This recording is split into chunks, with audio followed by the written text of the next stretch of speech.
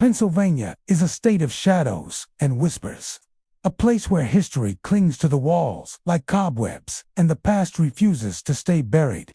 Beneath its rolling hills and misty valleys stand grand hotels and forgotten inns, some elegant, some crumbling, but all touched by something otherworldly. In these places, time bends. Guests hear footsteps pacing above empty rooms. Elevator doors open on their own, revealing nothing but cold air. Lights flicker in hallways long abandoned, and whispers rise from nowhere at all. These are not stories told for amusement. They are experiences lived by countless travelers, employees, and ghost hunters. Each hotel on this list carries its own haunting, its own legacy of sorrow and unfinished business. Some spirits linger from the Civil War era, others from Prohibition or the Gilded Age of luxury travel. Tonight, we check into 25 of Pennsylvania's most haunted hotels, where guests arrive expecting rest but leave haunted by the echo of what they can't explain. And if you ever decide to visit one of these places, just remember some rooms are already occupied. The Gettysburg Hotel stands at the heart of downtown Gettysburg, Pennsylvania, overlooking the historic square where soldiers once marched and cannons thundered. Built in 1797, the hotel has witnessed the unfolding of American history in all its splendor and horror. Once a symbol of hospitality and community, it became an unwilling witness to one of the bloodiest chapters in the nation as past the Battle of Gettysburg. Though centuries have passed, the echoes of that conflict have never faded. Guests who stay here often leave with stories they cannot explain, convinced that the past still lingers within the walls. During the summer of 1863, as the Civil War raged, Gettysburg transformed from a quiet town into a battlefield soaked in blood. The hotel, then known as the McClellan House, was converted into a makeshift hospital. Its elegant rooms filled with the cries of wounded soldiers, the scent of blood and ether heavy in the air. Doctors worked frantically, using dining tables as operating stations, while nurses moved from bed to bed, comforting men who would never see another dawn. Many died here, their spirits tethered by the pain of their final moments. Today, the hotel's historic facade glows warmly against the cobblestone streets, welcoming guests from around the world. But behind that inviting exterior, something else stirs, something restless. Those who stay overnight speak of strange noises echoing down the hallways, the rhythmic tread of boots, the clang of metal, and the low murmur of voices reciting orders that haven't been spoken in over a century. Room 217 has become the most famous of all. It is said to be the eternal post of Rachel, a Civil War nurse who once tended to the dying. Guests report waking in the dead of night to the faint scent of lavender and antiseptic. Some feel the gentle pressure of hands on their forehead, as if someone were checking their fever. Others hear soft weeping near the window, followed by a whisper, "You're safe now." When the lights come on, no one is there. Yet the air feels thick with compassion and sorrow, as though Rachel still lingers, bound by duty to the men she could not save. The ballroom, once a site of grand celebrations, is now a stage for spectral performances. Late at night, long after the music has stopped and the guests have gone, faint melodies drift from the shadows of waltz that no one alive can name. Security guards have heard the sound of footsteps crossing the polished floor, followed by the rustle of gowns and the low hum of conversation. Some have even glimpsed ghostly figures twirling across the room, their movements graceful but slightly out of sync with time. The chandelier flickers during these moments, casting fractured light on the empty floor as though reflecting the glow of another era. In the dining room, visitors have reported chairs pulling out on their own and glasses trembling without touch. Waitstaff whisper that they sometimes see a man in a Union officer's uniform sitting by the window, staring into the street with hollow eyes. When approached, he vanishes, leaving behind only the faint aroma of pipe tobacco and gunpowder. Paranormal investigators have flocked to the Gettysburg Hotel for years, drawn by its long reputation for haunting. Some claim to have captured electronic voice phenomena, disembodied whispers, saying words like help, stay, or Rachel. Others report cold spots that drift through hallways like invisible currents. Thermal cameras show human-shaped figures standing beside guests, only to disappear the moment anyone turns their head. One former guest, a woman visiting from Virginia, recalled waking to the sound of drums and the distant crack of rifles. It was like the battle was happening right outside, she said. I looked out the window, and for a moment, I saw men running through the square Union and Confederate soldiers, their faces lit by flashes of cannon fire. Then everything went silent again, and the street was empty. Perhaps the strangest stories come from the staff, who have worked long enough to know when the atmosphere changes. One front desk clerk described hearing heavy footsteps in the corridor late one night, long after guests had gone to bed. The sound stopped outside her office door.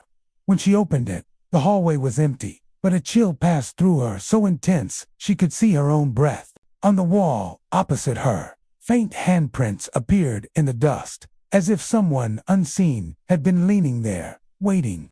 For all its paranormal reputation, the Gettysburg Hotel remains a place of grace and beauty. The grand staircase still gleams, the chandeliers sparkle, and the rooms exude timeless charm. Yet, beneath that refinement lies an invisible tension, a reminder that history leaves marks, not easily erased. Some say the ghosts here are not trapped, they simply remain because they cannot bear to leave the place where their courage, sorrow, and sacrifice reached their peak. Visitors who come seeking the supernatural often leave with a newfound respect for the past. They speak softly about what they felt, as though afraid to disturb the peace of those who came before. The air inside the Gettysburg Hotel seems charged with memory, a mingling of tragedy and tenderness, echoing across centuries. The Logan Inn, nestled in the heart of New Hope, Pennsylvania, has stood for nearly 3 centuries, a silent witness to the flow of history and the secrets of countless generations. Built in 1727, this historic inn has served travelers, merchants, and weary wanderers throughout the colonial era, the Revolutionary War, and into the modern age. Its aged brick facade, creaking wooden floors, and low-lit hallways exude a charm steeped in antiquity. Yet beneath its quaint exterior lies a reputation that draws ghost hunters, thrill seekers, and curious travelers alike. The Logan Inn is said to be one of the most haunted places in Bucks County. Visitors often speak of a subtle tension in the air, a quiet unease that seems to settle as soon as one crosses the threshold. Some claim that the veil between the living and the departed is exceptionally thin here, allowing glimpses into the world beyond.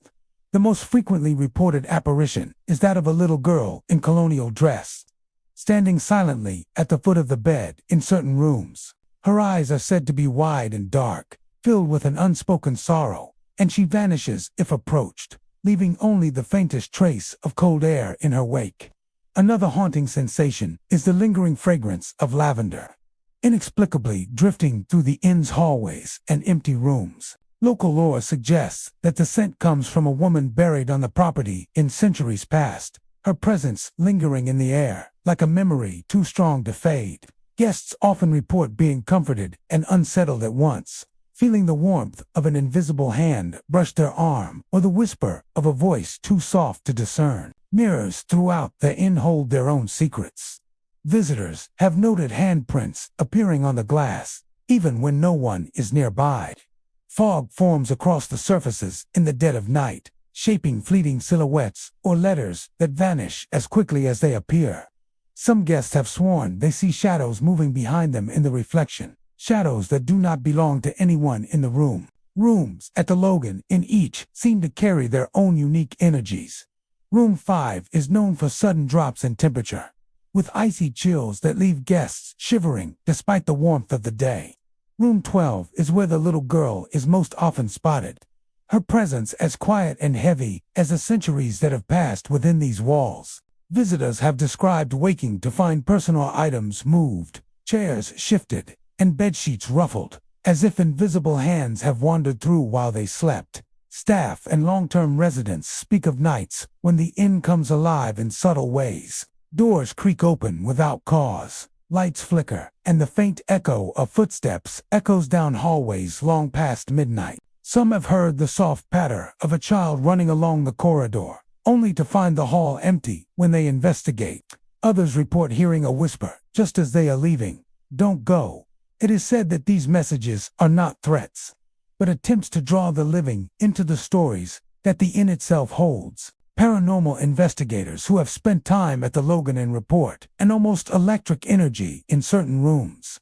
EMF detectors spike without explanation, and thermal cameras capture human-shaped figures that fade when approached. Digital voice recordings occasionally catch faint, childlike laughter or indecipherable murmurs, as if the inn itself is speaking through the voices of its unseen guests. One investigator recalled a night in the attic, where a sudden drop in temperature left his breath visible, and the unmistakable sound of a rocking chair creaking filled the space around him, though no chair occupied the room. The inn's exterior also carries a subtle, yet persistent presence. On quiet evenings, passers-by claim to glimpse fleeting figures in colonial attire through the second-story windows. Some report seeing a woman peering out, her hands pressed against the glass, watching silently as if longing for something or someone long gone. The garden and stone pathways are also touched by the spectral, with shadows moving through the trees in ways that defy natural explanation, and soft footsteps crunching over gravel when the grounds appear deserted. Despite tour perhaps because of its ghostly reputation, the Logan Inn continues to welcome travelers from around the world. Guests often remark that the inn has a strange charm. It is as if the spirits themselves are guardians, preserving the history and stories embedded in the building.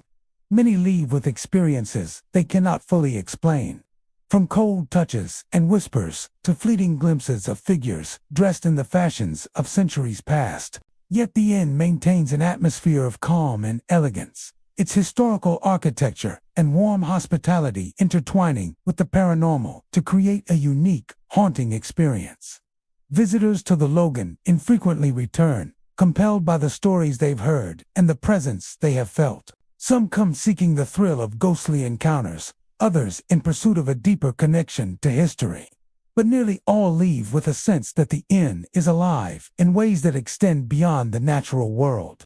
The little girl in colonial dress, the lingering scent of lavender, the handprints on mirrors, and the soft, urgent whispers all serve as reminders that the past never truly leaves. It merely waits. Hotel Bethlehem stands as a testament to 1920s elegance and the enduring charm of Pennsylvania's historic city. Built during a period of prosperity and luxury, this grand hotel welcomed travelers, performers, and dignitaries alike, its lobby alive with music, laughter, and the clinking of glasses. Over the decades, however, the opulent halls of Hotel Bethlehem have accumulated more than just memories. They have gathered the lingering presence of those who never truly left.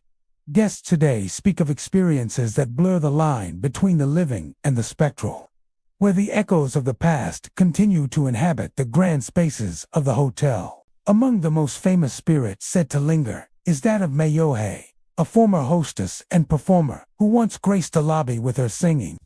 Patrons claim that her voice still drifts through the hallways in soft melodic strains, rising and falling with a sorrowful beauty that seems to defy time. Lights in the lobby are reported to flicker in rhythm with her songs, creating the impression of a silent audience watching a performance that exists beyond the perception of the living. Guests have described glimpsing her shimmering reflection in mirrors and polished surfaces, only for it to vanish when approached, leaving behind a faint scent of perfume that seems to emanate from nowhere. The lobby, usually bustling with activity during the day, transforms at night into a stage for the paranormal. Some have seen the faint outline of a woman in vintage attire, gliding past the front desk or near the grand piano, her presence felt rather than fully seen. Music seems to follow her footsteps, the notes soft but distinct, as though she continues to perform for an audience that no longer exists. Security staff have reported that instruments occasionally play themselves. A piano key pressed with no hand in sight, and a distant hum that swells into the soft tones of a forgotten song. Adding a touch of mischief to the hotel's ghostly reputation is George, a little boy who reportedly roams the hallways. Guests tell of the sensation of being tugged gently by the sleeve of a coat, or hearing laughter echoing along the corridors when the hall appears entirely empty. Doors creak open and shut without explanation, and the faint sound of running footsteps can be heard across wooden floors. Some have described waking to find small objects slightly moved or furniture subtly shifted, as if George were exploring the space in playful curiosity. Despite the eerie sensations, many visitors speak of his presence as oddly comforting, a reminder that not all spirits are malevolent. Room 317 has gained particular attention for its paranormal activity. Guests staying here have reported unusual temperature drops, flickering lights, and even the sensation of being watched from the corner of the room. Some have experienced whispers that seem to emerge from the walls themselves, sometimes indistinct, sometimes clearly calling a name, almost as if summoning attention. Mirrors in this room frequently fog in patterns, revealing fleeting shapes or forms that vanish when examined directly, leaving the viewer with a lingering sense of wonder and unease. The hotel's architecture, a combination of classic 1920s luxury and later renovations, seems to enhance the paranormal presence. Tall windows cast long shadows in the hallways at night, and the ornate woodwork carries a resonance that magnifies sounds both natural and otherworldly. Guests often describe moments of sudden stillness, when the hum of modern life fades and the past becomes tangible. It is in these moments that May Yohei's song, George's laughter, or the soft tapping of unseen footsteps becomes unmistakably real. Long-term staff members recount stories passed down through generations. One bellhop recalled the night when he walked the main corridor and felt a light tug on his coat. Turning, he saw the fleeting outline of a small boy running ahead, disappearing into the shadows. Housekeeping staff have similarly reported objects shifting inexplicably, beds slightly ruffled, and the occasional sound of giggling when the hallways were empty. Security cameras have occasionally captured blurred figures moving through rooms when no one is present, or doors swinging slowly as if pushed by invisible hands. For historians and paranormal enthusiasts, Hotel Bethlehem represents a unique intersection of culture, history, and the unexplained. It is a place where the elegance of the 1920s remains preserved, yet threaded with subtle reminders of those who once inhabited the space and never truly left. Guests frequently leave the hotel with tales that they recount with wide eyes and hushed voices, from ghostly singing in the lobby to playful encounters with a spectral child. Despite perhaps because of its ghostly inhabitants, the hotel continues to attract visitors from across the country. Many come seeking the thrill of the supernatural, drawn by the stories of May, Yohei, George, and others who remain behind the walls. Others are drawn simply by the history and architecture, only to discover the unseen residents who make Hotel Bethlehem not just a place to stay, but a living museum of memory and spirit. The Cashtown Inn, nestled just a few miles from the historic fields of Gettysburg, Pennsylvania, is a building steeped in both history and legend. Its weathered stone walls and sturdy timber beams have stood since the 18th century, bearing silent witness to the passage of time and the tragedies that have unfolded nearby. During the Battle of Gettysburg in 1863, the inn served as Confederate headquarters, a temporary home for soldiers and officers alike.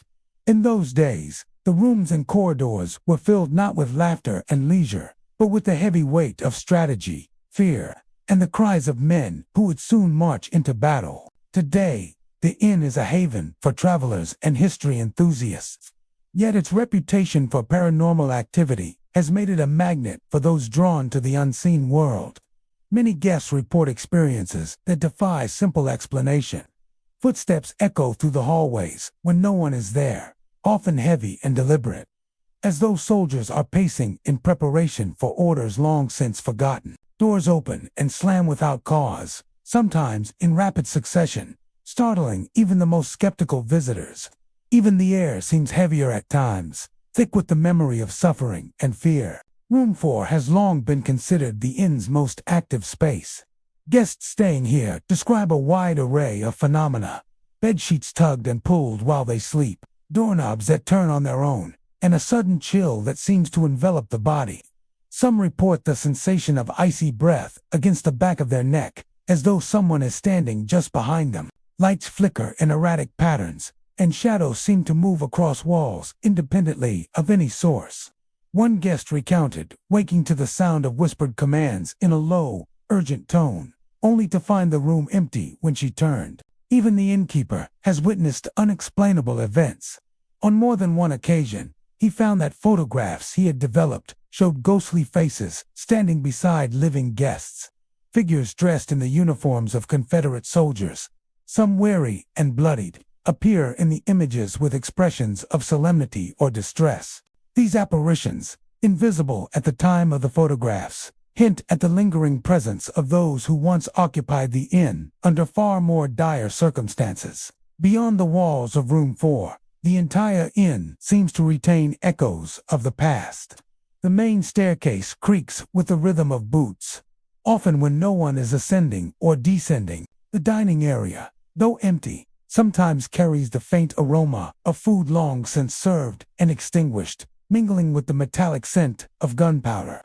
Windows rattle as if responding to distant cannon fire, and shadows dance across the stone floors in ways that cannot be explained by natural light. Guests who explore the inn late at night often feel the weight of unseen eyes upon them, a sensation both unnerving and strangely grounding, as though the soldiers of the past are watching over the building they once commanded. Paranormal investigators are drawn to the cash town, and precisely because of its history and the intensity of its haunting. EMF detectors spike without warning, temperature drops occur suddenly, and audio recordings frequently capture faint murmurs, groans, or even disembodied orders in military cadence. Thermal imaging has occasionally revealed human-shaped figures standing in hallways or near doorways, vanishing when approached. Some visitors insist they have seen fleeting glimpses of soldiers in uniform moving down the corridors, only to disappear when the lights shift or the observer blinks. The inn also seems to preserve moments of time, almost like a living memory.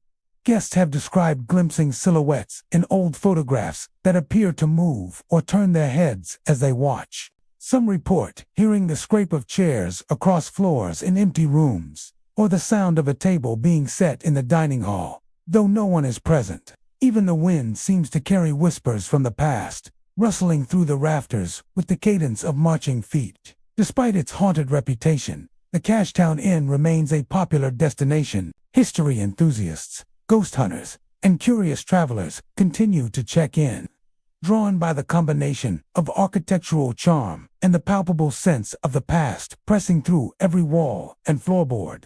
Many leave with stories of cold touches, fleeting apparitions, and the unshakable feeling that they have been watched, not maliciously, but with a solemn reverence for the events that once transpired here. For those willing to embrace the full experience, the Cashtown Inn offers a rare connection to history that transcends textbooks and guided tours. It is a place where the echoes of a bloody battle still linger, where the spirits of those who once walked the halls refuse to fade, and where the line between past and present blurs. Guests may check in expecting a night's rest, but many find themselves touched by the memories of soldiers who never truly left, leaving them with a haunting reminder that some places steeped in history and tragedy carry a presence that cannot be ignored. The 1740 house in Lumberville, Pennsylvania, sits quietly along the banks of the Delaware River, a picturesque riverside that exudes the charm of colonial America by day. Its clapboard walls and hand-hewn beams speak of a bygone era, when travelers on horseback stopped to rest and merchants carried their goods along the nearby roads. The inn's windows catch the sunlight during the day, casting warm glows on the polished floors, and its antique furnishings create a cozy, inviting atmosphere.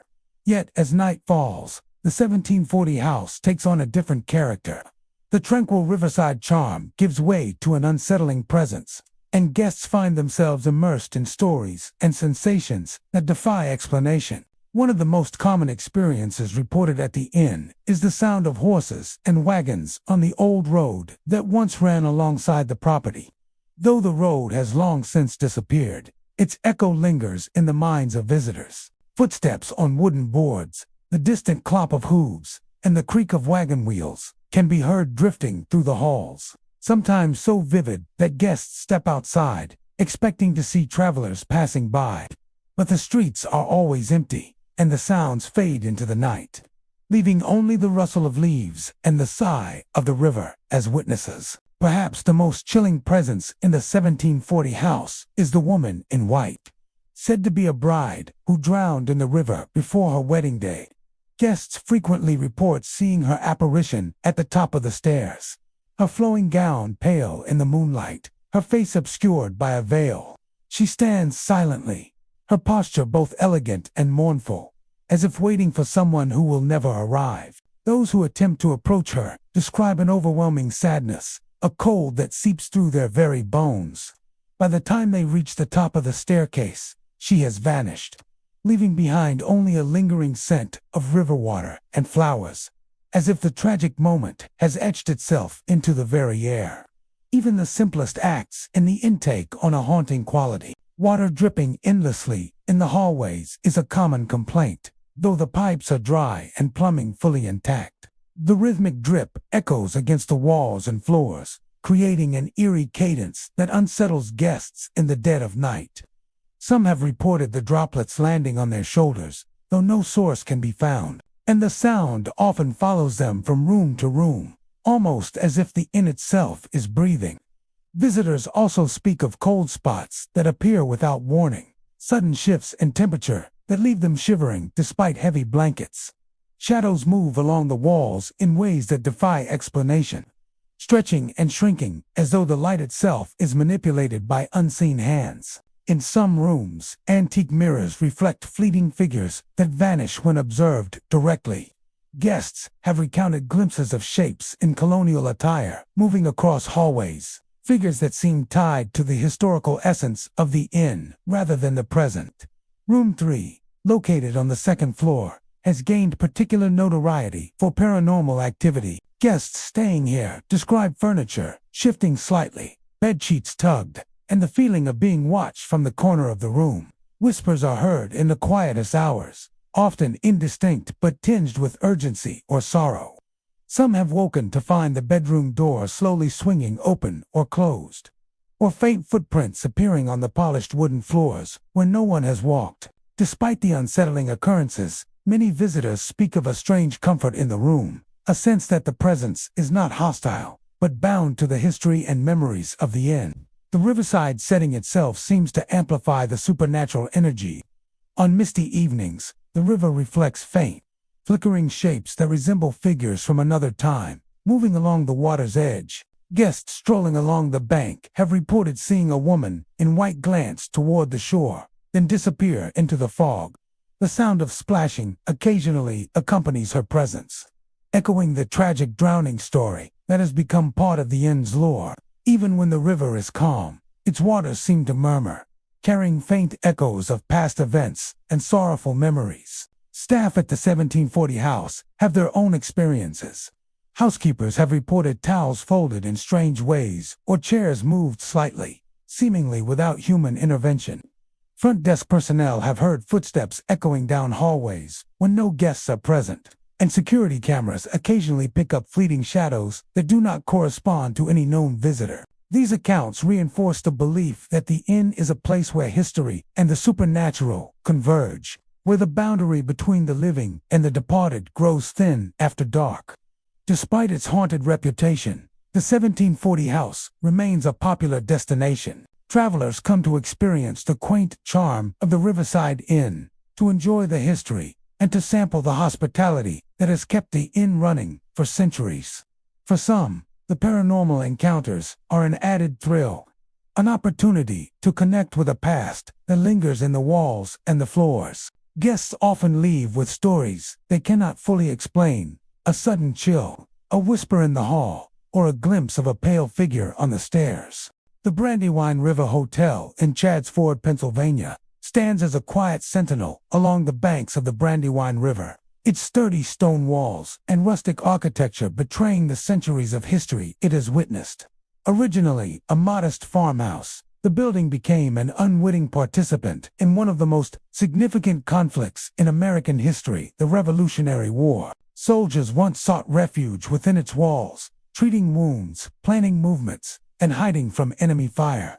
Today, it operates as an inn, welcoming travelers seeking the charm of colonial architecture and the peaceful beauty of the river. Yet behind its serene exterior, the Brandywine River Hotel carries a lingering sadness, a presence that many guests claim can still be felt throughout its halls.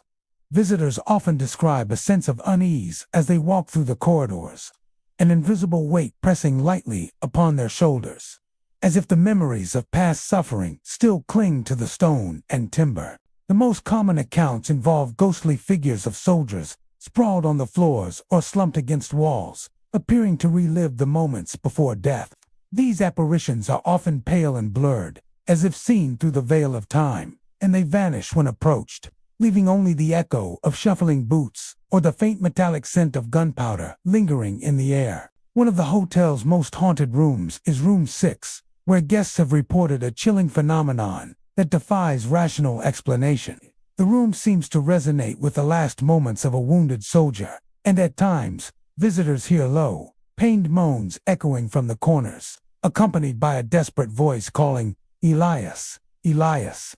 Guests who experience this often describe feeling a sudden drop in temperature, their breath visible in the air even during warm summer nights.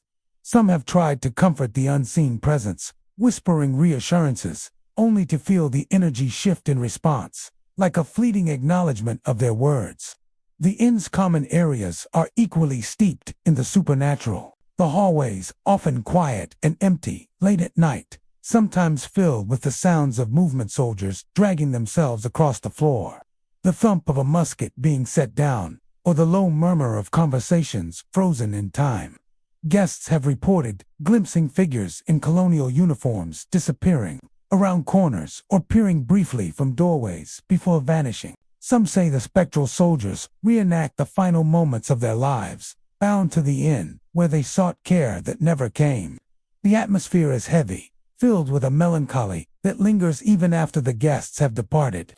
Paranormal investigators who have spent time at the Brandywine River Hotel frequently encounter phenomena that suggest the past is still very much alive. EMF readings spike in certain hallways, temperature drops appear and vanish in unpredictable patterns, and digital voice recorders often pick up faint whispers. On more than one occasion, investigators have captured the phrases, "Help me," or "Don't leave me," spoken in voices that cannot be traced to any living individual. Thermal cameras occasionally reveal human-shaped figures kneeling beside the beds or leaning against walls, vanishing when anyone attempts to approach them.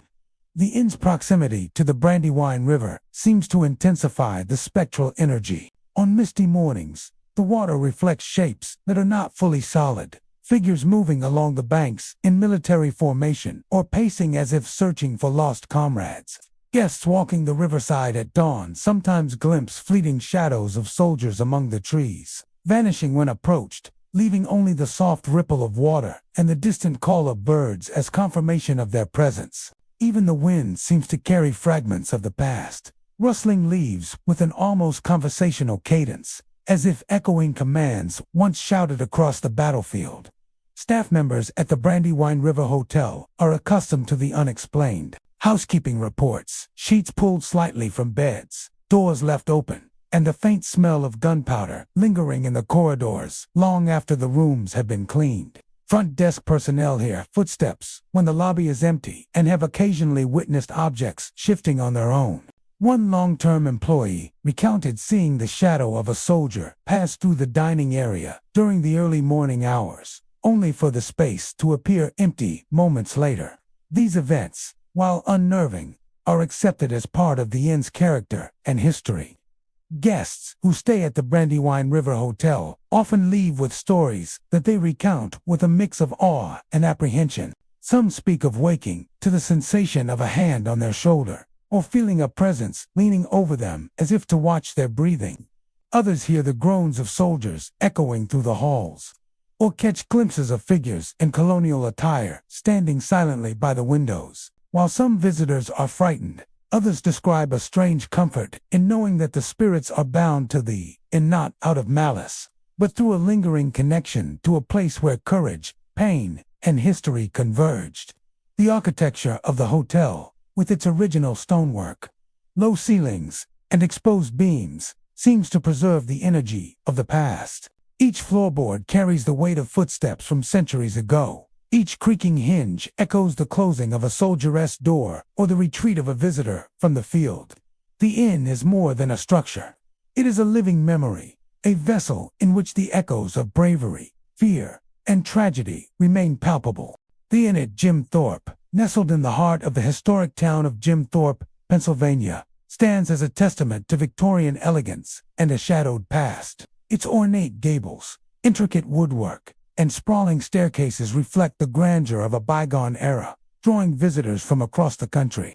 By day, it is admired for its charming architecture, antique furnishings, and warm hospitality. By night, however, the inn transforms into a place where the echoes of history refuse to rest, where the whispers of past lives linger in the hallways, and where guests occasionally glimpse the shadows of tragedies long since buried. During the Prohibition era, the inn's upper rooms concealed secrets far darker than the occasional smuggling or illicit gathering. Rumors and historical accounts suggest that clandestine meetings, secret deals, and even murders occurred behind closed doors. Businessmen, gangsters, and local power players frequented the inn, conducting negotiations that often ended in betrayal or violence. It is said that the souls of those who met untimely deaths within the walls never departed, their unrest etched into the very structure of the building. Guests today report a variety of unexplained phenomena that seem to trace directly back to those tumultuous days. One of the most frequently observed apparitions is a woman in a red dress, gliding gracefully along the second floor. Many believe she was the mistress of a businessman who was murdered in one of the inn's upper rooms. Witnesses describe her as elegant, yet sorrowful, with a presence that commands attention even as it fades into the shadows. Her perfume lingers long after she has vanished, a heady mix of roses and something indefinably old. Clinging to drapes, handrails, and the air itself, guests have reported that when she appears, the temperature in the corridor drops, and the faint echo of her footsteps can be heard across the polished wooden floors. Mirrors throughout the inn have also earned a reputation for harboring strange activity.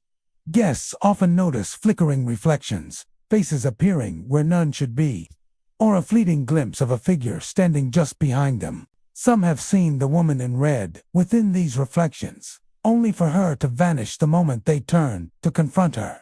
Furniture is another focus of the paranormal reports. Chairs that rock on their own, tables that shift slightly, and lamps that tilt without cause. These movements are subtle but unnerving, as if the inn itself remembers the moments of conflict and despair that transpired within its walls. Room 12 has become infamous among those who seek the inn's darker stories. Guests staying here have reported objects moving without explanation, bed sheets tugged as if someone unseen were making themselves comfortable, and sudden drafts that chill the body even on warm nights. Whispered conversations can sometimes be heard, low and fragmented, repeating snippets of arguments, promises, or threats from decades past. A guest once reported hearing the distinct sound of a gun being cocked, followed by a tense silence, as though time itself were replaying a crime hidden from history books. The inn's staircases and hallways also seem to retain echoes of past activity. Footsteps follow visitors down long corridors, yet when they turn, no one is there. The creak of a floorboard above is often accompanied by the faint murmur of voices, carrying conversations from a century ago. Lights flicker inexplicably in the upper rooms, illuminating empty spaces and casting long shadows that twist unnaturally. Some visitors have felt the sensation of being watched, a presence just beyond their field of vision, only to find the hall empty when they spin to look. Paranormal investigators drawn to the inn often find a variety of evidence supporting the stories. EMF detectors spike in areas of reported activity. Temperature readings drop dramatically without explanation, and recording devices pick up faint voices murmuring fragments of old conversations. One investigator described seeing a translucent woman in red glide past the second-floor railing during the early hours of the morning. Another reported capturing a reflection in a mirror that appeared to be watching him, eyes wide and lifeless, while no one stood nearby. These incidents contribute to the inn's growing reputation as a location where history and the supernatural converge. The history of the building itself seems to reinforce the spectral activity. Its Victorian architecture with narrow hallways, ornate banisters, and hidden corners creates an atmosphere that both preserves and amplifies the sensations of the past. Heavy drapes, antique furnishings, and polished wood floors absorb and reflect sound in unexpected ways, giving life to creaks, whispers, and footsteps that might otherwise go unnoticed. Guests often remark that the inn feels alive, as though it remembers the secrets, deals, and betrayals that unfolded within its walls. Even the outdoor areas of the inn are touched by history and mystery. The gardens and pathways occasionally echo with soft footsteps when no one is walking, and shadows seem to shift among the trees at dusk. Some visitors report glimpsing figures through the windows, watching silently from the second-floor rooms, only to disappear when approached. The Brandywine River nearby adds a subtle, eerie ambience as its waters reflect moonlight onto the inn's facade, enhancing the feeling of being part of a story that has yet to end. For guests willing to experience the full spectrum of the inn, the visit becomes more than a stay. It is an immersion into a living memory. The flickering lights, moving furniture, whispering voices, and the mysterious woman in red all combine to create an atmosphere that is both unnerving and compelling. Many guests leave with stories they recount in hushed tones, describing a sense of having walked among the echoes of history and the unresolved energies of lives interrupted too soon. The Farnsworth House in Gettysburg, Pennsylvania, is a building where history is not confined to textbooks but seems to pulse through the very walls. Constructed long before the infamous Battle of Gettysburg in 1863, the inn found itself at the heart of the conflict. Caught between advancing and retreating troops, its brick walls still bear the scars of musket fire and artillery, silent witnesses to the violence that once tore through the town. Today, the inn welcomes travelers seeking historic charm and proximity to the battlefield, yet many who stay here discover that the echoes of the past are far from dormant. Guests frequently report a host of eerie phenomena that suggest the dead have never truly left the Farnsworth house. Footsteps are among the most commonly reported occurrences. The attic, once used by Confederate sharpshooters as a hiding place, is said to be alive with the sound of pacing and shifting weight. Travelers ascending the narrow staircase often hear the faint scrape of boots on wooden floorboards, a rhythmic, deliberate sound that stops when they reach the top. Some have described glimpsing shadowy figures flitting across the rafters, disappearing when directly approached. The sense of being watched in this space is nearly universal, a chilling reminder that those who once observed the battlefield from this vantage point may still linger, bound to the location where their lives ended in fear and tension. The basement of the inn holds a different, more unsettling energy. Here, guests have reported the cries of children echoing through the stone corridors. The sounds are fragmented snippets of laughter, followed by sobs, then silence. Some guests recount feeling cold, small hands brushing against them, or the sensation of being gently tugged, as if the children are attempting to reach out from the past. Investigators have noted that these noises occur even when no one is in the basement, and that the air grows inexplicably heavy, carrying the faint scent of damp earth and a faint metallic tinge, as if the very bloodshed of the battlefield had seeped into the foundation. Candles throughout the inn seem to have a life of their own. Guests lighting a flame in their rooms often find it relighting moments later after being extinguished, sometimes flickering without wind or draft. The dining room, with its large bay windows, is another hotspot of paranormal activity. Even when the windows are securely locked, cold drafts sweep through the space, brushing against skin and causing shivers.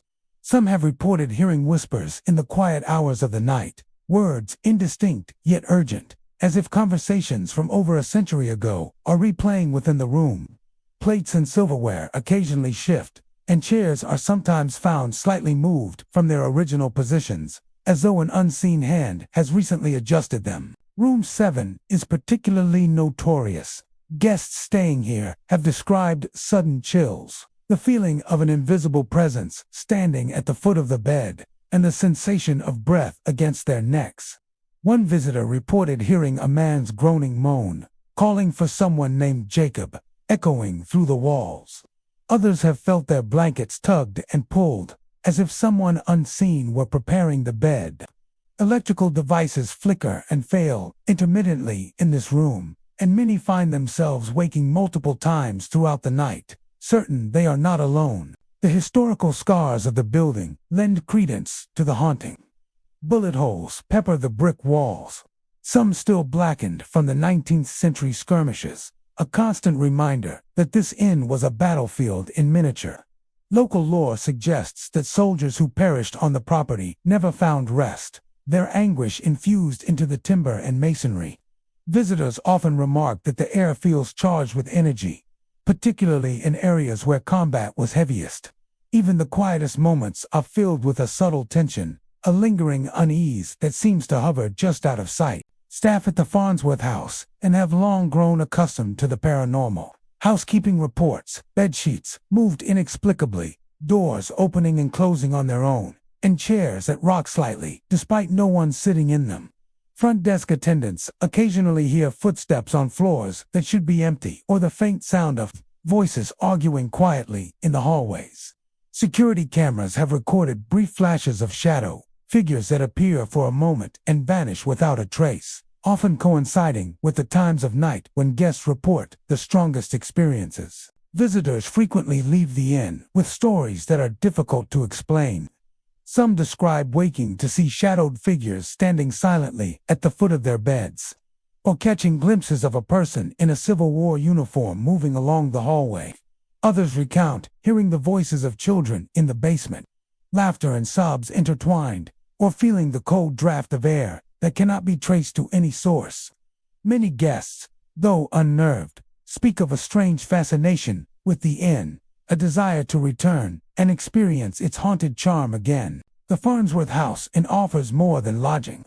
It offers a direct connection to history that is tangible, unsettling, and unforgettable. Its walls preserve the memory of soldiers, civilians, and innocent lives caught in the turmoil of war. And these memories manifest in the experiences of those who walk its halls. Guests often feel as though they have stepped into a time when the inn was a crossroads of life and death, observing events that are just out of reach yet hauntingly close. The Eagle Hotel in Waterford, Pennsylvania, stands as a silent witness to more than a century of comings and goings. A stately 19th century building whose walls have absorbed countless stories, both mundane and tragic.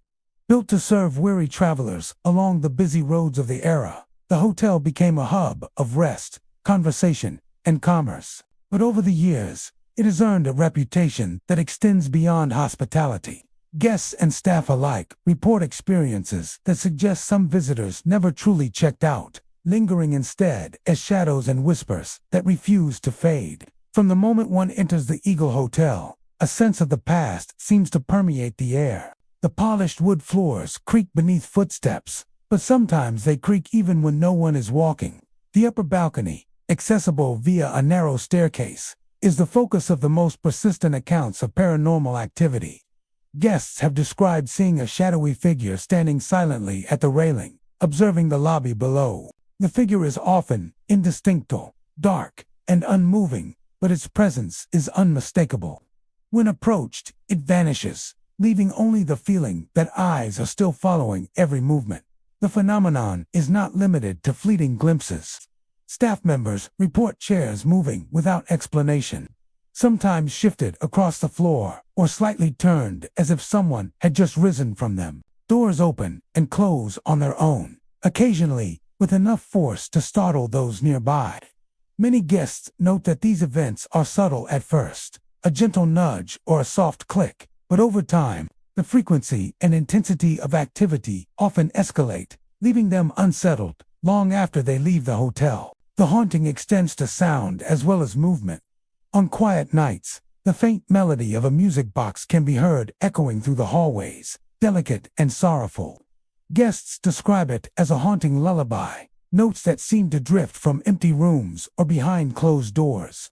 Sometimes it accompanies sudden chills, as if the air itself carries the memory of someone long gone. Staff have attempted to locate the source, only to find the rooms empty. The box is silent, and yet the music continues, vanishing and returning unpredictably. Room 5, a small corner suite on the second floor, has developed a particularly eerie reputation. Guests staying there report feeling the sensation of being watched, even when alone. Some awaken to find their personal items subtly displaced, as if handled by unseen hands. Others hear faint whispers or low murmurs that seem to circle the room, but when they attempt to focus on a source, the sound fades into silence. Many who sleep in room 5 awaken with the unmistakable feeling of a presence at the foot of their bed. A cold shadow that retreats when touched or addressed aloud. The upper balcony, overlooking the lobby, is central to many accounts. Guests have described standing in the lobby, noticing a dark silhouette poised above them. Its appearance is often sudden, and the figure disappears when anyone looks directly. Witnesses report a heavy, almost suffocating atmosphere when the shadow manifests, as if the very air is laden with anticipation or regret. Some speculate that it is the spirit of a traveler or former staff member who never left, eternally watching over the hotel as it continues to welcome new guests. Even the dining room carries traces of the unexplained. Chairs that were perfectly aligned are found askew in the morning. Silverware occasionally shifts, and glassware sometimes rattles without cause. A faint smell of tobacco or pipe smoke has been reported, lingering long after the lobby is empty. These incidents, while subtle, create a persistent sense of unease. A reminder that the hotel's history is alive in ways that modern convenience cannot erase. Paranormal investigators drawn to the Eagle Hotel have recorded a variety of phenomena that align with guest reports. EMF detectors spike in the hallways and along the balcony railing. Temperature readings drop abruptly and unpredictably.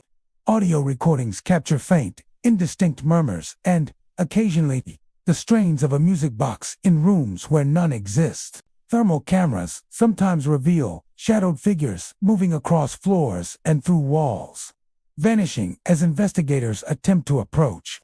These occurrences reinforce the belief that the hotel is not merely haunted by memory, but by active presences that continue to linger in the spaces they once occupied. The charm of the Eagle Hotel, however, remains undeniable. Its antique furnishings, high ceilings, and large windows continue to attract visitors seeking both comfort and history. Many guests report that the paranormal encounters, while unnerving, do not feel malicious. The shadow on the balcony seems more like a sentinel than a threat. And the music box, though ghostly, adds an oddly comforting layer to the atmosphere. Those who embrace the full experience often leave with stories that linger in their own minds, a blend of awe, fear, and fascination. The surrounding town of Waterford adds to the inn's mystique. Cobblestone streets and historic architecture frame the hotel, enhancing the sense that stepping through its doors is stepping back in time. Guests often describe the feeling of walking through a living memory, where the echoes of travelers' past blend seamlessly with the present. It is a place where the boundary between history and the supernatural grows thin, where footsteps, whispers, and shadows remain as tangible as the polished wood beneath their feet. The Pinwells Hotel in Wellsboro, Pennsylvania, stands as a stately emblem of 19th-century elegance. Its brick facade and sweeping porches welcoming travelers for more than a century. Established in 1869, the hotel has hosted generations of visitors, from weary businessmen to families seeking respite in the heart of the Pennsylvania countryside. Its historical charm is undeniable, with ornate woodwork, high ceilings, and polished floors evoking a sense of grandeur that harks back to a bygone era. Yet, behind the warmth and hospitality lies a darker, more unsettling presence, one that has become the focus of stories, legends, and reports from guests who have felt the weight of lingering spirits within its walls. One of the most commonly reported apparitions at the Pinwells Hotel is that of a woman in a blue dress. Guests frequently describe seeing her gliding through the dining hall during evening hours. Her figure ethereal and faintly illuminated by the soft glow of the chandeliers. She moves with a quiet grace, almost as if floating rather than walking, her eyes downcast, and her expression one of sorrowful longing. According to local legend, she was a bride whose groom vanished before their wedding. Overcome with grief and despair, she ended her life, and her spirit has remained at the hotel ever since, eternally searching for the partner who never returned. Visitors who encounter the woman often feel an immediate chill, the temperature dropping noticeably in her presence.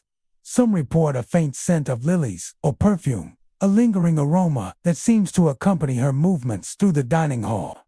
When approached, she vanishes, leaving only the echoes of her footsteps and the impression that some presence is still near.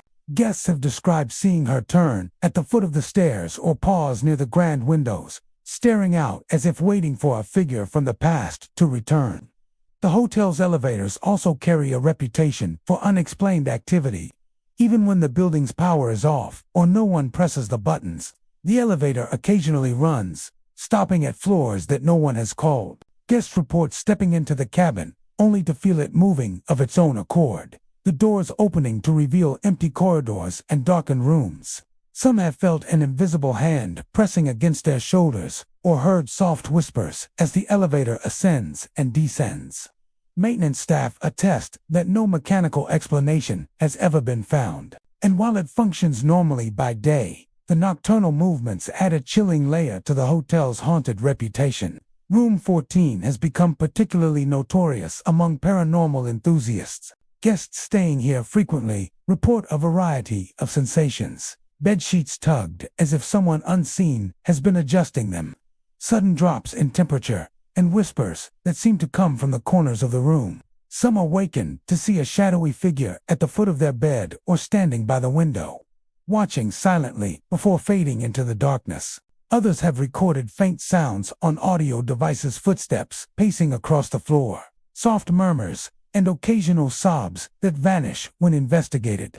The room is small, yet the sense of presence is unmistakable, creating an atmosphere that is both unsettling and oddly compelling. Even the common areas of the Penwells Hotel seem infused with energy from the past. The grand dining hall, where the woman in blue is most frequently seen, has been the site of many reported occurrences. Chairs sometimes shift slightly when no one is seated.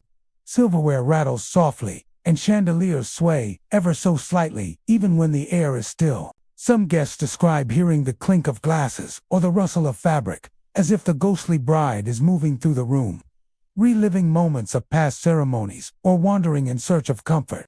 Paranormal investigators visiting the Penwells Hotel have documented a range of activity consistent with guest accounts. EMF detectors spike in the dining hall and near the elevator shaft. Thermal cameras occasionally reveal human-shaped figures moving along hallways or across the floors, vanishing when approached. Digital recorders pick up faint voices whispering phrases like, "I am waiting," or "come back," adding weight to the belief that the hotel is a nexus of unresolved energy. Investigators often note the layering of phenomena, shadows that coincide with cold spots, whispers accompanying sudden candle flickers, and inexplicable elevator movements tied to the same floors where apparitions are observed. The historical architecture of the hotel seems to amplify these experiences. Its high ceilings, wide staircases, and expansive rooms create an environment where sound travels in unusual ways, while the polished wooden floors and antique furnishings reflect light and shadow to give fleeting glimpses of figures that may or may not exist. Guests often remark on the sensation that the hotel itself is aware of their presence, responding subtly to movements and sounds, reinforcing the impression that the past is never fully gone. Despite the unsettling occurrences, many visitors embrace the Penwells Hotel for its unique combination of history, charm, and paranormal intrigue. Some seek it out specifically for the opportunity to experience a genuine ghost story, while others encounter the phenomena unexpectedly, leaving with tales they share in whispers with friends or online forums. The presence of the woman in blue, the autonomous elevator, and the other unexplained events become part of the inn's character, a reminder that the lives and tragedies of the past remain embedded in the very fabric of the building. The historic Hotel Broad Street in Montoursville, Pennsylvania, is a building steeped in both history and mystery. Its weathered brick facade and ornate Victorian detailing draw visitors seeking the charm of a bygone era. Yet beneath the elegance lies a darker story that continues to linger, built long before modern comforts. The hotel became a central location during the influenza epidemic of the early 20th century, when its lower floors were repurposed as a temporary morgue. The deaths were numerous, sudden, and often tragic, leaving behind an atmosphere of grief that some believe never dissipated. Today, guests report strange occurrences that suggest the restless souls of the past still walk the halls of the hotel. Visitors often remark on the unusual cold spots that appear in the building, sudden gusts of icy air that brush across hallways even when all windows and doors are sealed. These chills are frequently accompanied by the sensation of being watched, a prickling awareness that something unseen is present just beyond the edges of perception. Guests have reported shivers running down their spines as they pass certain rooms, particularly along the upper floors where the morgue once stood. Many describe the temperature dropping abruptly, their breath visible in the air, as though time has reverted to the era when sorrow and death filled the space. The hotel's lighting has earned a reputation for eerie behavior. Chandeliers flicker without reason, casting fleeting shadows across walls and ceilings. Wall sconces dim and brighten seemingly at random, and bulbs have been known to shatter with no apparent cause. Guests often find themselves staring at a soft glow that shifts and dances, creating the impression of figures moving in the periphery. It is this play of light and shadow that gives the historic Hotel Broad Street its unsettling ambience, blurring the line between reality and the echoes of the past. One of the most persistent reports involves the hotel's front desk, an area that has remained largely unchanged since the early 1900s. At precisely midnight, a bell often rings as if a guest has arrived, yet when anyone approaches, the desk stands empty. Some visitors have claimed to see faint outlines of a person behind the counter, a shadowy figure who disappears when directly observed. Staff members have learned to accept the phenomenon as part of the hotel's character, noting that the bell sometimes rings even during the quietest nights when no guests are in the building. Paranormal investigators suggest that the midnight bell may be tied to the spirits of those who were processed through the hotel during its use as a morgue, a lingering reminder of their final passage. Room 9, located on the uppermost floor, has developed a particularly haunted reputation. Guests staying there often awaken to the sensation of someone brushing past them, the soft rustle of clothing that vanishes when they turn to look. Doors in the room sometimes open or close without reason, and furniture occasionally shifts slightly, as if an unseen hand has moved it. Some visitors hear faint whispers in the early hours of the morning, fragments of conversation that seem to echo from another time, laced with fear, grief, or confusion. Many who spend the night in room 9 leave with an unshakable feeling that they shared the space with those who met their final moments within the building. The basement, where the morgue once operated, retains a particularly oppressive energy. Guests who venture there report a heavy, almost suffocating atmosphere. Footsteps echo through the stone corridors, sometimes accompanied by low moans or cries that seem to come from nowhere. Investigators have noted that EMF readings spike unpredictably in the basement, while thermal cameras occasionally reveal shadowy figures gliding along the walls or standing silently in corners.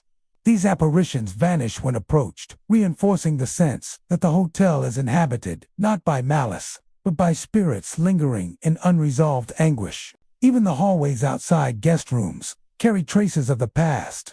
Furniture left in the corridors sometimes appears moved, and paintings tilt slightly as though shifted by unseen fingers. Mirrors, particularly older ones with ornate frames, sometimes show glimpses of figures behind the guest, vanishing when the viewer turns. Some report hearing the soft shuffle of footsteps pacing the length of the hall, or faint breathing that does not match any living occupant.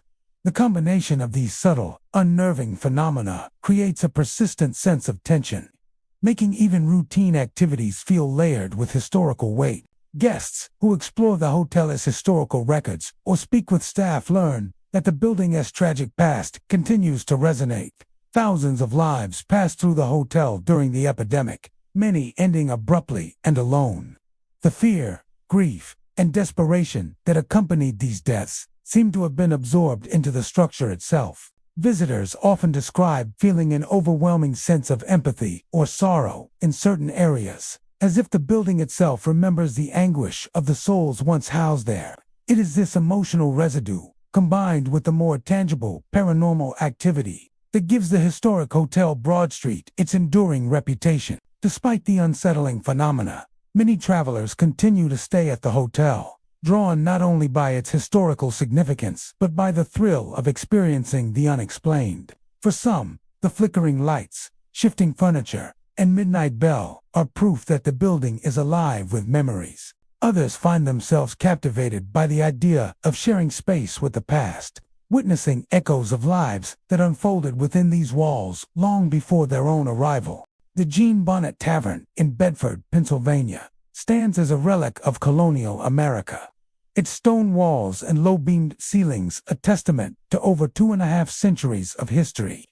Built in the 1760s, the tavern originally served as a rest stop for weary soldiers, settlers, and travelers along the Pennsylvania frontier. It became a hub for social gatherings, commerce, and political discourse, a place where the hardships of life on the frontier were temporarily set aside over food, drink, and camaraderie. Yet beneath the warm glow of candlelight and the aroma of roasting meats, the tavern bore witness to tragedy, violence, and untimely deaths, events that have left a lingering mark on the building and the people who enter it. Guests today report a variety of unsettling experiences, the most common being the appearance of shadowy figures seated at the bar. Some describe seeing full-bodied silhouettes, occasionally dressed in period attire, lifting mugs as if in mid-toast, the sound of glass clinking softly, though no one is present. Others report the sensation of being observed from across the room, the feeling of invisible eyes tracking their every move. Staff members have recounted preparing the bar for the evening, only to find glasses slightly moved or half-filled, as if an unseen patron had recently sat there and left. The tavern's second floor is the setting for another haunting entirely. A spectral woman, often described as wearing a long, dripping gown, has been seen walking the hallway outside the guest rooms. Her appearance is striking. Water seems to run down her dress as if she had just stepped through a rainstorm, though no precipitation exists inside the tavern. Guests report hearing her faint sobs and a whisper that repeats endlessly, "Let me go home." Those who encounter her describe a deep sense of sorrow, as if the spirit is trapped between the world of the living and the world beyond. Attempts to communicate are met with silence or the soft echo of her plea, vanishing the moment someone approaches. The tavern's dining and drinking areas also carry their own spectral energy. Visitors have reported the smell of old ale or pipe smoke wafting through the room when no one is present. The floorboards sometimes creak in rhythm with invisible footsteps, while chairs rock gently as if occupied by unseen patrons. Some have heard laughter and murmurs from corners of the room that remain empty, the voices distant yet unmistakable. Glassware occasionally tips or rattles, the sounds echoing through the tavern like ghostly toasts to long-forgotten occasions. Room 6, a small guest room on the second floor, has a particularly active reputation. Guests staying here often awaken to cold drafts, despite all windows being closed. Bedsheets sometimes shift as if an unseen hand has brushed against them, and some visitors feel the sensation of someone standing at the foot of the bed. Whispered phrases, mostly indecipherable, are reported by multiple guests, creating a chilling impression that the past is bleeding into the present. Some who have spent the night in room 6 awaken with the lingering smell of damp cloth, perhaps a remnant of the ghostly woman's rain-soaked gown, intensifying the sense of unease. The tavern's history helps explain the intensity of these hauntings. During its earliest years, the Jean Bonnet Tavern was a strategic stop along the frontier, and later served military personnel during the Revolutionary War. The building witnessed heated disputes, injuries, and deaths, including sudden illnesses and violent altercations that were common in taverns of the era. It is believed that the spirits of those who died within these walls or whose lives ended tragically in the surrounding area, remain tethered to the building, replaying moments of their existence in spectral form. Paranormal investigators visiting the Jean Bonnet Tavern often capture evidence that aligns with these stories. Audio recordings pick up faint clinks of mugs and distant laughter in empty rooms. Thermal imaging sometimes reveals shadowed figures moving through hallways or across the bar. EMF readings spike near the second-floor corridor, particularly when the spectral woman has been reported. Cameras occasionally capture fleeting images of blurred figures in period clothing or the reflection of someone standing behind the photographer, only for the space to be empty when checked. These incidents contribute to the tavern's growing reputation as one of Pennsylvania's most haunted historical inns. Even the exterior of the building carries a weight of history. The stone facade, low windows, and old wooden beams evoke a sense of timelessness. Yet guests often describe the feeling that the building is aware of their presence. On quiet nights, shadows seem to shift against the walls, and the wind carries an eerie chorus of distant laughter and sobs. As if the very grounds remember the lives and deaths that occurred there. Travelers have noted that even approaching the tavern after dark feels different, a subtle tension in the air that hints at the spectral activity within. Despite the unsettling occurrences, many visitors continue to be drawn to the Jean Bonnet Tavern. Some are history enthusiasts, fascinated by its Revolutionary War-era significance, while others seek the thrill of encountering the paranormal firsthand. Guests often report leaving with stories that linger long after their stay. The shadowy figures at the bar, the clinking of invisible mugs, the echoing footsteps along the second floor, and the rain-soaked woman whispering her eternal plea. These encounters leave an indelible impression, transforming an ordinary stay into an immersive experience of history and haunting. The Wirelessing Hotel in Wirelessing, Pennsylvania, presents a curious blend of charm and unease. By day, it appears as a quaint, welcoming inn, with its well-kept exterior, traditional wooden furnishings, and a warm, inviting lobby that offers comfort to weary travelers. However, beneath the serene facade lies a history that has left lingering traces, and many guests have discovered that the inn's peaceful exterior masks a darker, more unsettling presence. Stories of paranormal activity have circulated for decades, with particular attention given to Room 7, where encounters with the unexplained are most frequent and most intense. Room 7, located on the second floor near the end of a narrow hallway, has become notorious among those familiar with the inn's haunted reputation. Guests often report waking in the middle of the night to find a man standing beside the bed. His appearance is sudden, his features shadowed and indistinct, yet his presence is undeniable. He murmurs words that are unintelligible, a low, rhythmic whisper that seems urgent yet impossible to comprehend.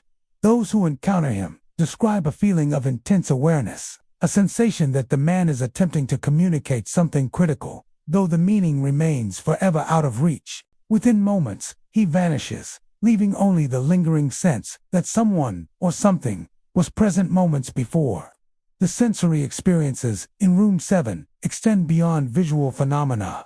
Many guests report the pervasive scent of cigar smoke, thick and pungent, wafting through the air when no one has been smoking. The odor often intensifies during the nighttime hours, particularly when the spectral figure is seen.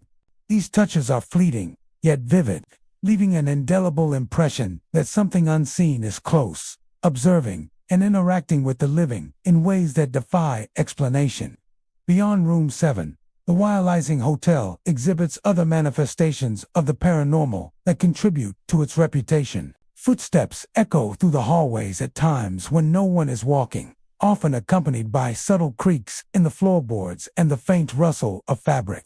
Doors open and close seemingly on their own, and lights flicker without mechanical cause. Guests have reported hearing whispers and fragmented conversations coming from empty rooms, as if past events are replaying themselves in the present. Some have even felt a presence brushing past them in the lobby or along the stairwells, an invisible traveler retracing the movements of a bygone era. The hotel's history provides context for these eerie occurrences. Constructed in the 19th century, The Wylesing Hotel has witnessed decades of travelers, gatherings, and personal tragedies. Its walls absorb the laughter, arguments, and sorrow of generations, and many of those who passed through the inn left unresolved stories behind. Over the years, several deaths occurred within its walls, some natural, others sudden and unexplained. Locals speak of these events with hushed tones, noting that the inn became a crossroads for spirits unable or unwilling to move on, bound to the spaces where they once lived and died. Paranormal investigators visiting the Wylesing Hotel have documented a variety of phenomena that align with guest reports. EMF readings spike unpredictably in room 7 and along the hallways adjacent to it. Thermal cameras occasionally capture shadowy figures, pacing or standing silently, vanishing when approached. Audio devices have recorded murmurs, fragmented speech, and subtle knocks that cannot be attributed to any living occupant. Investigators suggest that these manifestations are indicative of residual energy or conscious spirits, particularly in areas associated with strong emotional events or untimely deaths. The hotel's common areas, while less active than Room 7, also exhibit evidence of lingering presence. The lobby has been known to experience sudden drops in temperature, accompanied by a sense of being watched. Chairs in the dining room sometimes shift without explanation, and silverware occasionally rattles, as though preparing for guests who are no longer visible. Mirrors reflect fleeting shadows at the edge of vision, creating the unsettling impression that someone is moving behind the observer. Guests often comment on an unshakable sense of being in a place where history is alive, where the past and present intertwine in subtle, often unnerving ways. Even routine activities at the Wylesing Hotel take on a different character under the influence of these hauntings. Staff report that cleaning and maintenance tasks can be disrupted by sudden chills, misplaced objects, and the inexplicable movement of furniture. Guests entering Room 7 often hesitate to sit or lie down, aware that unseen forces may be near. Some visitors awaken repeatedly during the night, aware of a presence, hearing soft murmurs, or feeling the cold touch of invisible hands. Others experience subtle psychological effects, Sunni's disorientation, and the sensation of being observed that linger long after they leave the building. Despite the unsettling nature of these experiences, many travelers are drawn to the Wylesing Hotel precisely because of its haunted reputation. History enthusiasts, paranormal investigators, and thrill-seekers alike find themselves captivated by the idea of staying in a building that retains the echoes of its past. The combination of historical architecture, atmospheric lighting, and the vivid reports of spectral activity makes the hotel a unique destination where guests can confront the unknown firsthand. The 7 Stars Inn in Phoenixville, Pennsylvania, stands as a testament to colonial-era architecture and the long, shadowed history that stretches back to the 18th century. Its low-beamed ceilings, thick wooden floors, and stone walls exude the charm of a bygone era. Yet beneath the welcoming facade lies a darkness that has haunted the building for centuries. The inn has witnessed countless travelers, tavern-goers, and locals passing through its doors, but it is an unsolved tragedy that has left the deepest mark of murder, whose details have long been lost to history, yet whose echoes remain disturbingly vivid for those who spend the night. Guests of the 7 Stars Inn often report an unsettling sense of being watched upon entering the building, as though invisible eyes track every movement through the lobby and up the narrow staircases. The most commonly reported phenomenon is the piercing, blood-curdling scream of a woman, which echoes through the halls late at night. The scream is sudden, sharp, and heart-stopping, often waking guests from a deep sleep. It is a sound that carries both terror and anguish, and though the source is never visible, it is unmistakably human, leaving those who hear it with a lingering sense of dread and curiosity. Alongside the scream, physical manifestations of the inn's haunted history are frequent. Doors slam violently without warning, sometimes in empty corridors, leaving guests startled and staff perplexed. In the dining area, dishes rattle as if knocked by invisible hands, silverware clinking against plates without anyone near them. These occurrences are often accompanied by sudden chills, a drop in temperature that leaves guests shivering even under heavy blankets. Many describe an oppressive energy that seems to gather most intensely near the second-floor hallways, where the inn's tragic past is believed to be most concentrated. Mirrors throughout the Seven Stars Inn have also become focal points of the supernatural activity. Guests often notice the glass clouding over inexplicably, and sometimes words appear, seemingly written by an unseen hand. The phrase most commonly reported is, "He did it," scrawled in a script that appears to float just above the reflective surface. The meaning remains a mystery. No records indicate the identity of the woman or the perpetrator, and no historical documentation clarifies the event that occurred so long ago. The written words, however, leave a chilling impression, as if the spirit is attempting to communicate, to point toward the truth of her untimely death. Room 12 on the second floor has gained a particularly eerie reputation among guests. Visitors staying here often awaken to the sensation of someone standing at the foot of the bed. A cold presence that is tangible yet invisible. Whispered phrases, often fragmented and incoherent, filled the room, sometimes interspersed with the distant clinking of glasses or the faint murmur of a conversation that seems to replay a moment from the past. Some guests have reported the faint scent of perfume lingering in the air, sweet and floral, as if the woman herself is still moving through the space, retracing the final moments of her life. The inn's historical context helps explain the intensity of the haunting.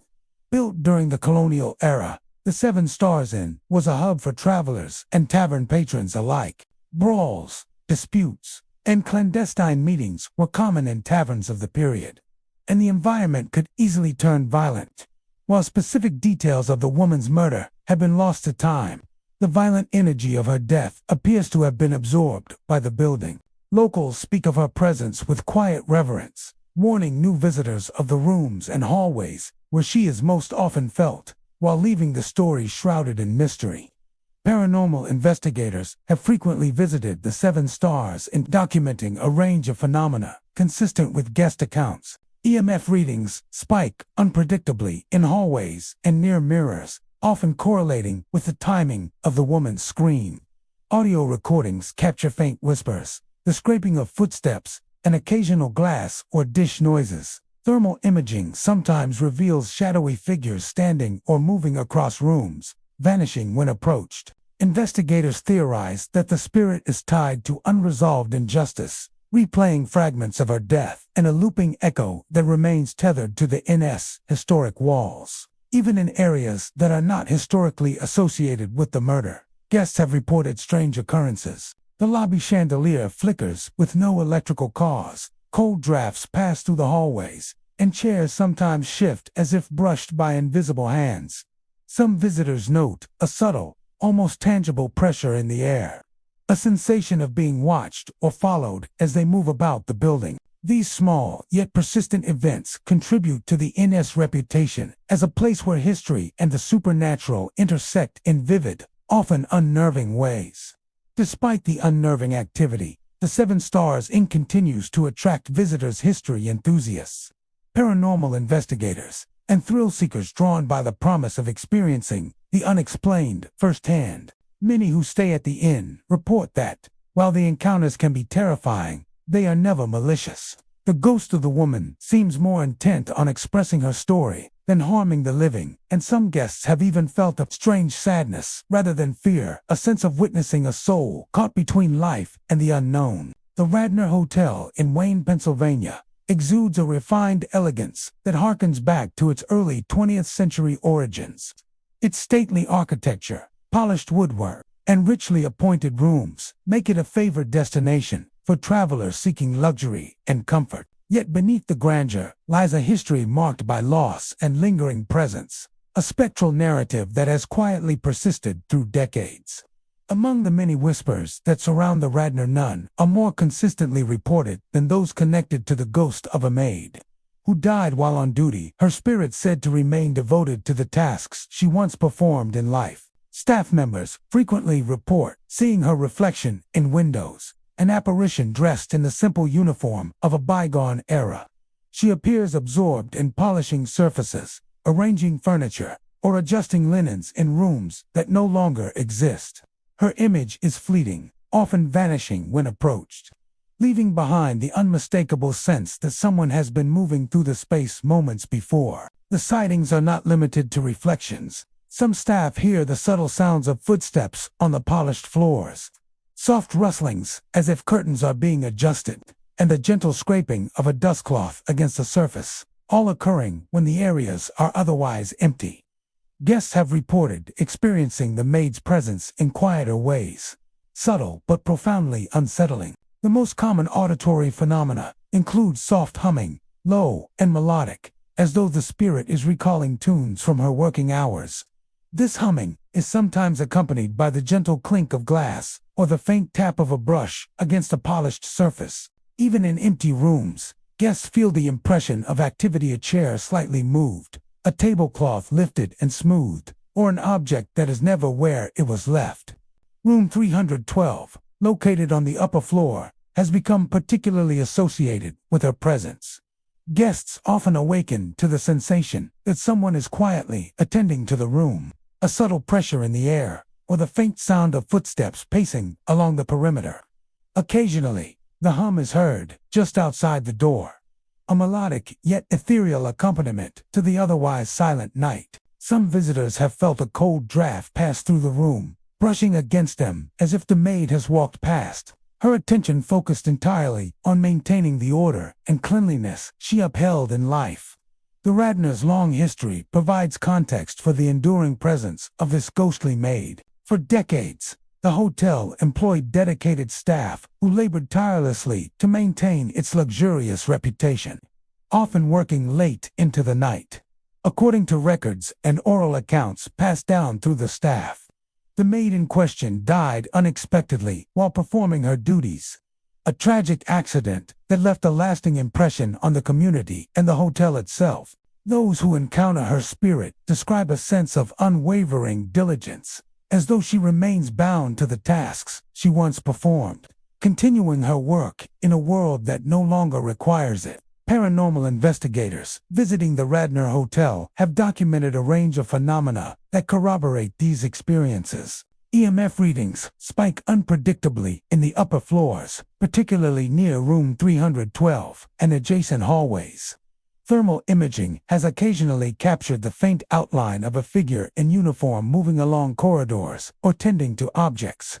Audio devices often record soft humming and the clinking of invisible items, with the sounds matching those reported by staff and guests over many years. These findings suggest that the maid's spirit may not be malevolent, but rather tethered to the memories and routines of her former life, replaying her duties in a spectral loop. The atmosphere of the hotel contributes to the haunting, blending elegance with an almost imperceptible tension. Polished wood floors reflect the ambient light in ways that sometimes make shadows appear to move independently. The soft creak of hinges, the gentle sway of chandeliers, and the distant hum of city life through the windows all combine to create an environment where the presence of the past feels tangible. Guests often describe a sensation of calm mixed with unease, as if they are observers to a performance enacted by a spirit bound by duty and memory. The maid's presence is not considered threatening. Rather, it carries a sense of devotion and routine, a ghostly reminder of the human lives that shaped the Radnor Hotel. Staff have learned to acknowledge her quietly, often leaving objects slightly out of place or allowing a room to remain untouched to accommodate her ongoing activities.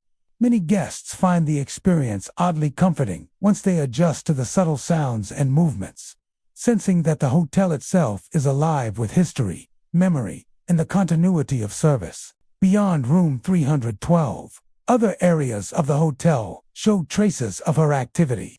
Hallways echo faint footfalls. The soft hum continues intermittently through empty rooms, and mirrors occasionally fog over or reflect movement where none exists. These phenomena, combined with the well-documented sightings and auditory reports, have contributed to the Radnor Hotel's reputation as one of the most intriguing haunted locations in Pennsylvania. Guests and staff alike speak of the maid with respect, acknowledging her dedication while remaining aware of the subtle frisons she evokes. The Hotel Hershey in Hershey, Pennsylvania, stands as a symbol of luxury, elegance, and chocolate-inspired opulence. Built in the 1930s by Milton Hershey himself, the hotel reflects his vision of comfort, sophistication, and refinement. Visitors are drawn to its grand architecture, lush gardens, and exquisite interiors. Yet behind the gilded walls and polished marble floors lies a layer of mystery that has intrigued guests and staff for decades. Even in a place designed to bring joy and indulgence, whispers of the past and spectral phenomena linger, proving that luxury does not shield one from the presence of ghosts. One of the most commonly reported apparitions is that of Milton Hershey himself. Guests and employees have described seeing a distinguished figure in early 20th century attire walking through the hotel's expansive lobby. He is often observed silently inspecting the details of the decor, pausing by the chocolate shop or the ornate furniture, as though ensuring everything aligns with the vision he created during his lifetime. Those who have witnessed him note a sense of calm and purpose in his demeanor. Yet the realization that the figure is ghostly creates an uncanny dissonance. Approaching the figure often results in it vanishing, leaving only the echo of soft footsteps on the marble floors.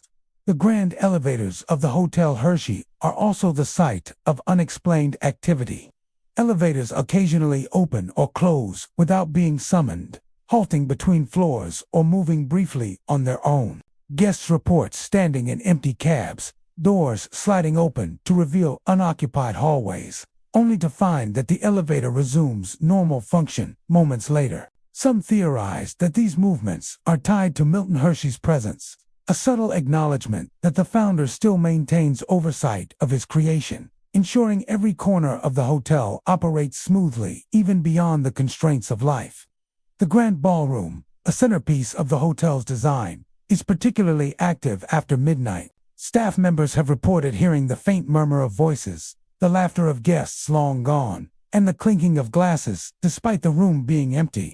Occasionally, soft music is heard, piano notes and orchestral strains that seem to originate from nowhere, echoing as if a lavish celebration is replayed endlessly in the spirit world. These auditory phenomena are often accompanied by subtle cold drafts and flickering lights, reinforcing the sense that the ballroom remains a space where past festivities continue to unfold for ghostly participants. Guest rooms, while less active than the lobby or ballroom, still hold traces of the hotel's spectral life. Some visitors awaken in the middle of the night to hear the faint rustle of sheets, the distant murmur of voices, or the soft patter of footsteps on the hallway carpets. Others report sensing an unseen presence, observing them from the doorway or near a window. A silent reminder that the hotel's past occupants have left an enduring mark. In certain rooms, particularly those facing the gardens and the chocolate factory, guests have reported the subtle scent of cocoa in the air, even when no confections are nearby. It is as though Milton Hershey's passion for chocolate manifests as an olfactory trace, lingering in areas tied to his work and vision. The hotel's history provides context for these hauntings. Milton Hershey poured not only wealth but his heart and soul into creating the hotel, personally overseeing every detail of construction and design. He lived to see the hotel flourish, celebrating countless events and hosting dignitaries and visitors from across the world. Following his death in 1945, the hotel continued to operate as a luxury destination. Yet those who frequent the inn report that his presence never fully left. The notion that a founder's spirit might remain tethered to the place he cherished is a recurring theme among those familiar with haunted estates. And at the Hotel Hershey, it appears to manifest both visually and audibly. Paranormal investigators have visited the hotel and documented various phenomena that align with guest and staff reports. EMF spikes are common in the lobby and ballroom, often coinciding with reported sightings or auditory experiences. Thermal imaging has occasionally revealed shadowy figures moving through hallways or standing near ornate furnishings. Audio devices capture faint murmurs, laughter, and musical notes that cannot be attributed to any living source. Investigators suggest that the combination of emotional significance, historical importance, and repeated human activity creates an environment conducive to residual energy, allowing the founder and possibly other spirits to linger. The hotel's charm and luxury often contrast sharply with the eeriness of these experiences. Guests report a mixture of fascination and apprehension, captivated by the opulent setting while simultaneously aware of the unseen presences around them. Some find comfort in the knowledge that Milton Hershey's spirit appears attentive rather than hostile, as though maintaining the integrity of his creation. Others are drawn by the thrill of encountering the unexplained, spending hours exploring the corridors, lobby, and ballroom in hopes of witnessing a fleeting glimpse of history in motion. Even the hotel's exterior and surrounding grounds carry a subtle sense of the uncanny. Gardens, fountains, and pathways are meticulously maintained, yet, on quiet nights, some visitors report the sound of distant voices, the clatter of glasses, or footsteps along gravel paths where no one walks. These occurrences reinforce the impression that the hotel is not merely a collection of buildings and rooms, but a living repository of memories and echoes, where the past continues to interact with the present. The B.F. Heaston House in Marietta, Pennsylvania, stands as a picturesque example of historic charm, blending period architecture with the warmth and comfort of a bed and breakfast. Its inviting facade, manicured gardens, and antique furnishings give guests the impression of stepping into a simpler, gentler era. Yet beneath the beauty lies a lingering sense of sorrow, a quiet, almost imperceptible tension that many visitors report sensing upon arrival. The house's reputation for paranormal activity is centered on the spirit of a former owner, a woman whose presence seems eternally bound to the property, filling the halls with traces of her life, her routine, and the grief that once defined it. Guests often first notice her presence through the subtle but unmistakable scent of perfume, floral and sweet, drifting through empty rooms or lingering in hallways. The fragrance appears at random times, sometimes while preparing for bed or during breakfast in the main parlor, creating an eerie yet strangely comforting experience. Many describe it as a signature of the owner herself, a lingering echo of her personality that has refused to leave the home she once cared for so devotedly. Even when no one is near, the perfume seems to announce her presence, an invisible companion, observing the living as they move through the space. Shadowy figures are among the most frequently reported phenomena at the Heaston House. Guests have seen her silhouette moving along the walls, pacing the hallways as if she is waiting for someone long gone. Her movement is never threatening. Rather, it carries a tone of sadness and longing, as if she is trapped in a loop of memory, reliving moments of anticipation and hope that ended in disappointment. Observers often report seeing her pause near windows, glancing toward the street as though expecting the return of someone who never came back. Her presence a haunting reminder of unfulfilled waiting. Rooms throughout the house show traces of her activity. Chairs are sometimes found slightly moved from where guests left them. Doors open or close without assistance, and objects occasionally shift inexplicably from one place to another. Guests staying in certain rooms, particularly on the upper floor, frequently awaken to the sensation of being watched, feeling a subtle pressure in the air or catching glimpses of movement from the corner of their eye. Some have felt a presence sitting quietly on the edge of the bed, or heard the soft creak of floorboards as though someone is walking gently around the room, never speaking but always observing. The dining area and parlor, spaces once central to the daily life of the B.F. Heaston House, also bear witness to paranormal activity. Guests have heard faint murmurs, as though conversations are happening in adjoining rooms, only to find them empty. The sound of soft footsteps pacing through the halls, the occasional rustle of fabric, and the subtle brushing of air against walls reinforce the sense of a presence that is both attentive and restless. Some visitors report hearing distant laughter or the faint clink of china, as though she is quietly preparing for a gathering that exists only in memory. The house's history adds depth to the haunting. Built in the 19th century, the Heaston House was the home of a family who played a prominent role in Marietta's social life. The woman, now believed to haunt the home, was deeply attached to both the property and the people who once visited it. Records and oral histories suggest that she experienced loss and disappointment later in life, moments of grief that may have anchored her spirit to the home she cherished. This emotional residue appears to have left a lasting imprint, and those who stay at the house sense her lingering attachment to the daily rhythms she once maintained. Paranormal investigators visiting the B.F. Heaston house have documented various phenomena that support guest accounts. EMF readings fluctuate in hallways and rooms where sightings occur most frequently. Audio devices have captured faint whispers, soft footsteps, and the subtle rustle of fabric in empty rooms.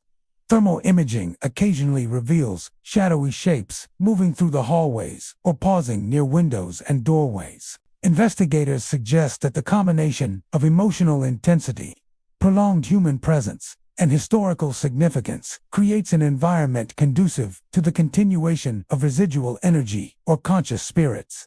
Despite the haunting, the Heaston house remains a welcoming bed, and guests report a mixture of fascination, respect, and even comfort in the knowledge that the spirit is not hostile. Her presence is often described as protective, attentive, and perpetually engaged in the rituals she once performed in life.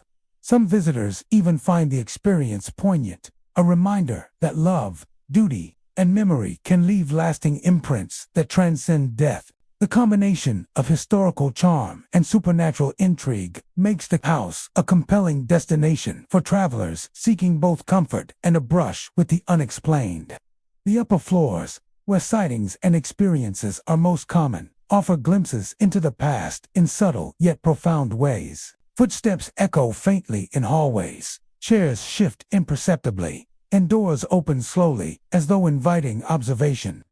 Guests report a presence that is patient and meticulous, moving with care, pacing in patterns, and observing without intrusion. Room by room, hallway by hallway, the house becomes a stage upon which the ghost of the former owner enacts her enduring devotion, preserving the routines and attention to detail that defined her life.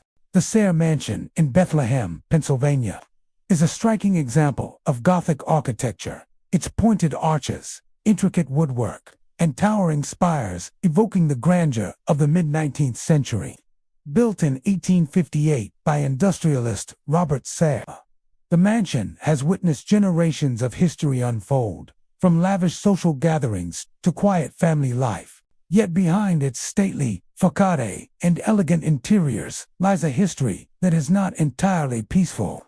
Guests and staff alike have reported experiences that suggest the mansion is home not only to memories but to lingering spirits, making it one of Pennsylvania's most haunted historic residences. Visitors often first notice the mansion's eerie presence in subtle ways.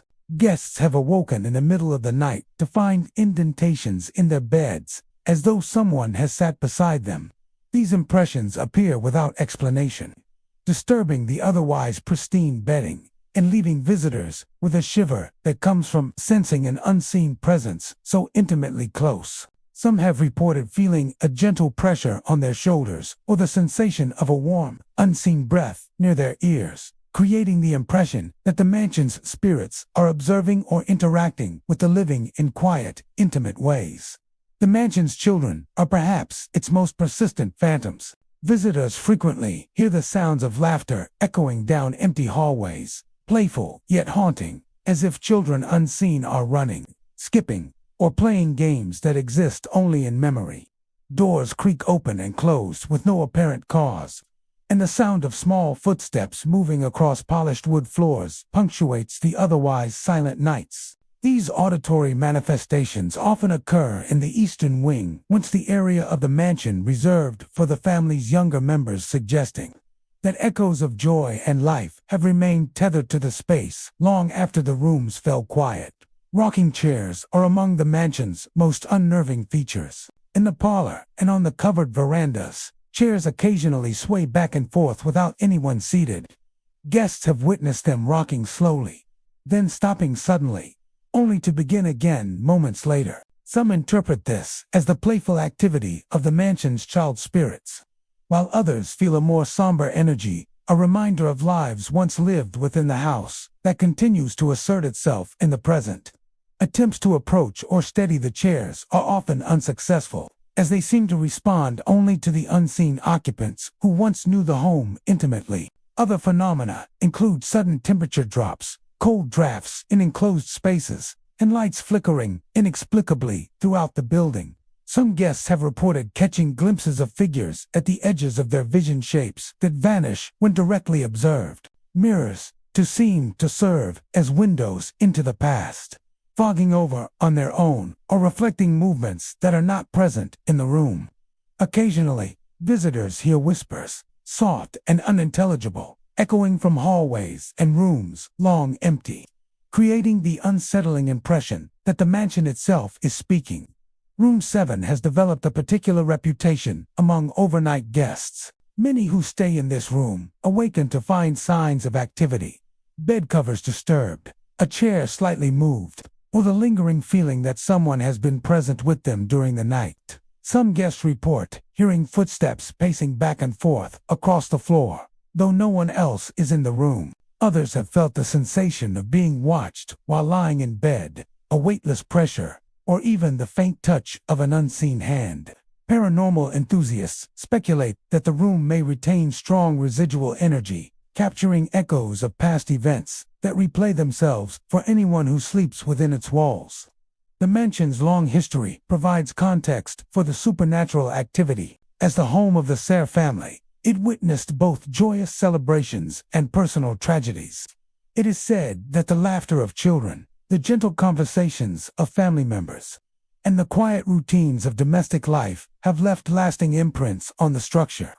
Over time, these emotional energies may have crystallized, giving rise to the spectral phenomena reported by staff and visitors. The interplay between joy and sorrow, life and loss, seems to have created a psychic residue that manifests in subtle and sometimes startling ways. Paranormal investigations at the Sayre Mansion have recorded a variety of unexplained phenomena. EMF readings spike in certain hallways and rooms, particularly in the eastern wing and near the rocking chairs. Audio devices have captured faint whispers, laughter, and the sound of small feet moving across the floors. Thermal imaging has occasionally revealed shadowy figures in corridors and near bedroom doorways, reinforcing the experiences reported by guests. Investigators believe that the mansion may host both residual energy, the replay of past events, and active spirits, conscious presences interacting with the living. Despite the unsettling experiences, many visitors find the mansion to be a place of fascination rather than fear. Guests often report a sense of wonder mingled with unease, captivated by the interplay of history and the supernatural. The ethereal laughter, rocking chairs, and bed indentations create an immersive connection to a bygone era, allowing visitors to sense the lives of those who once inhabited the mansion. There is an intimacy to the haunting, a reminder that homes carry the echoes of the people who live in them, and that some presences refuse to be forgotten. The Union Hotel in Flemington, New Jersey, sits just a few blocks from the courthouse that became infamous during the Lindbergh baby trial of the early 1930s. Its brick facade and classic colonial architecture give the building a timeless air, one that seems largely unchanged by the passing decades. Yet within its walls, history is not just remembered, it is relived. Guests and staff have reported a host of unexplained phenomena, many of them tied to the hotel's most notorious period, when jurors, attorneys, and journalists lodged here while the nation's eyes were fixed on the Lindbergh kidnapping case. The energy of scandal, anxiety, and human emotion appears to have left a lasting imprint, making the Union Hotel a place where the past refuses to stay buried. One of the most reported sights is the apparition of a man in suspenders, often seen seated at the bar in the hotel's old tavern area. Guests describe him as calm but unyielding, a presence that seems to occupy a liminal space between life and death. He smokes a cigarette or cigar, the scent of tobacco drifting through the air, even when no one else is nearby. Observers feel that he is waiting for the outcome of events that have long since concluded, yet somehow remain unresolved in his spectral consciousness. Some who encounter him claim he does not speak, though his very presence conveys a palpable tension, a silent testimony to the weight of justice and the anxiety that once filled the hotel. Lights throughout the Union Hotel are known to behave strangely. Guests report chandeliers flickering or swinging gently without air movement, lamps turning on or off without explanation, and sudden darkness enveloping corridors only to return seconds later. These occurrences are particularly common in the upper floors, where jurors once stayed, suggesting a lingering connection to the individuals who lived through the trial.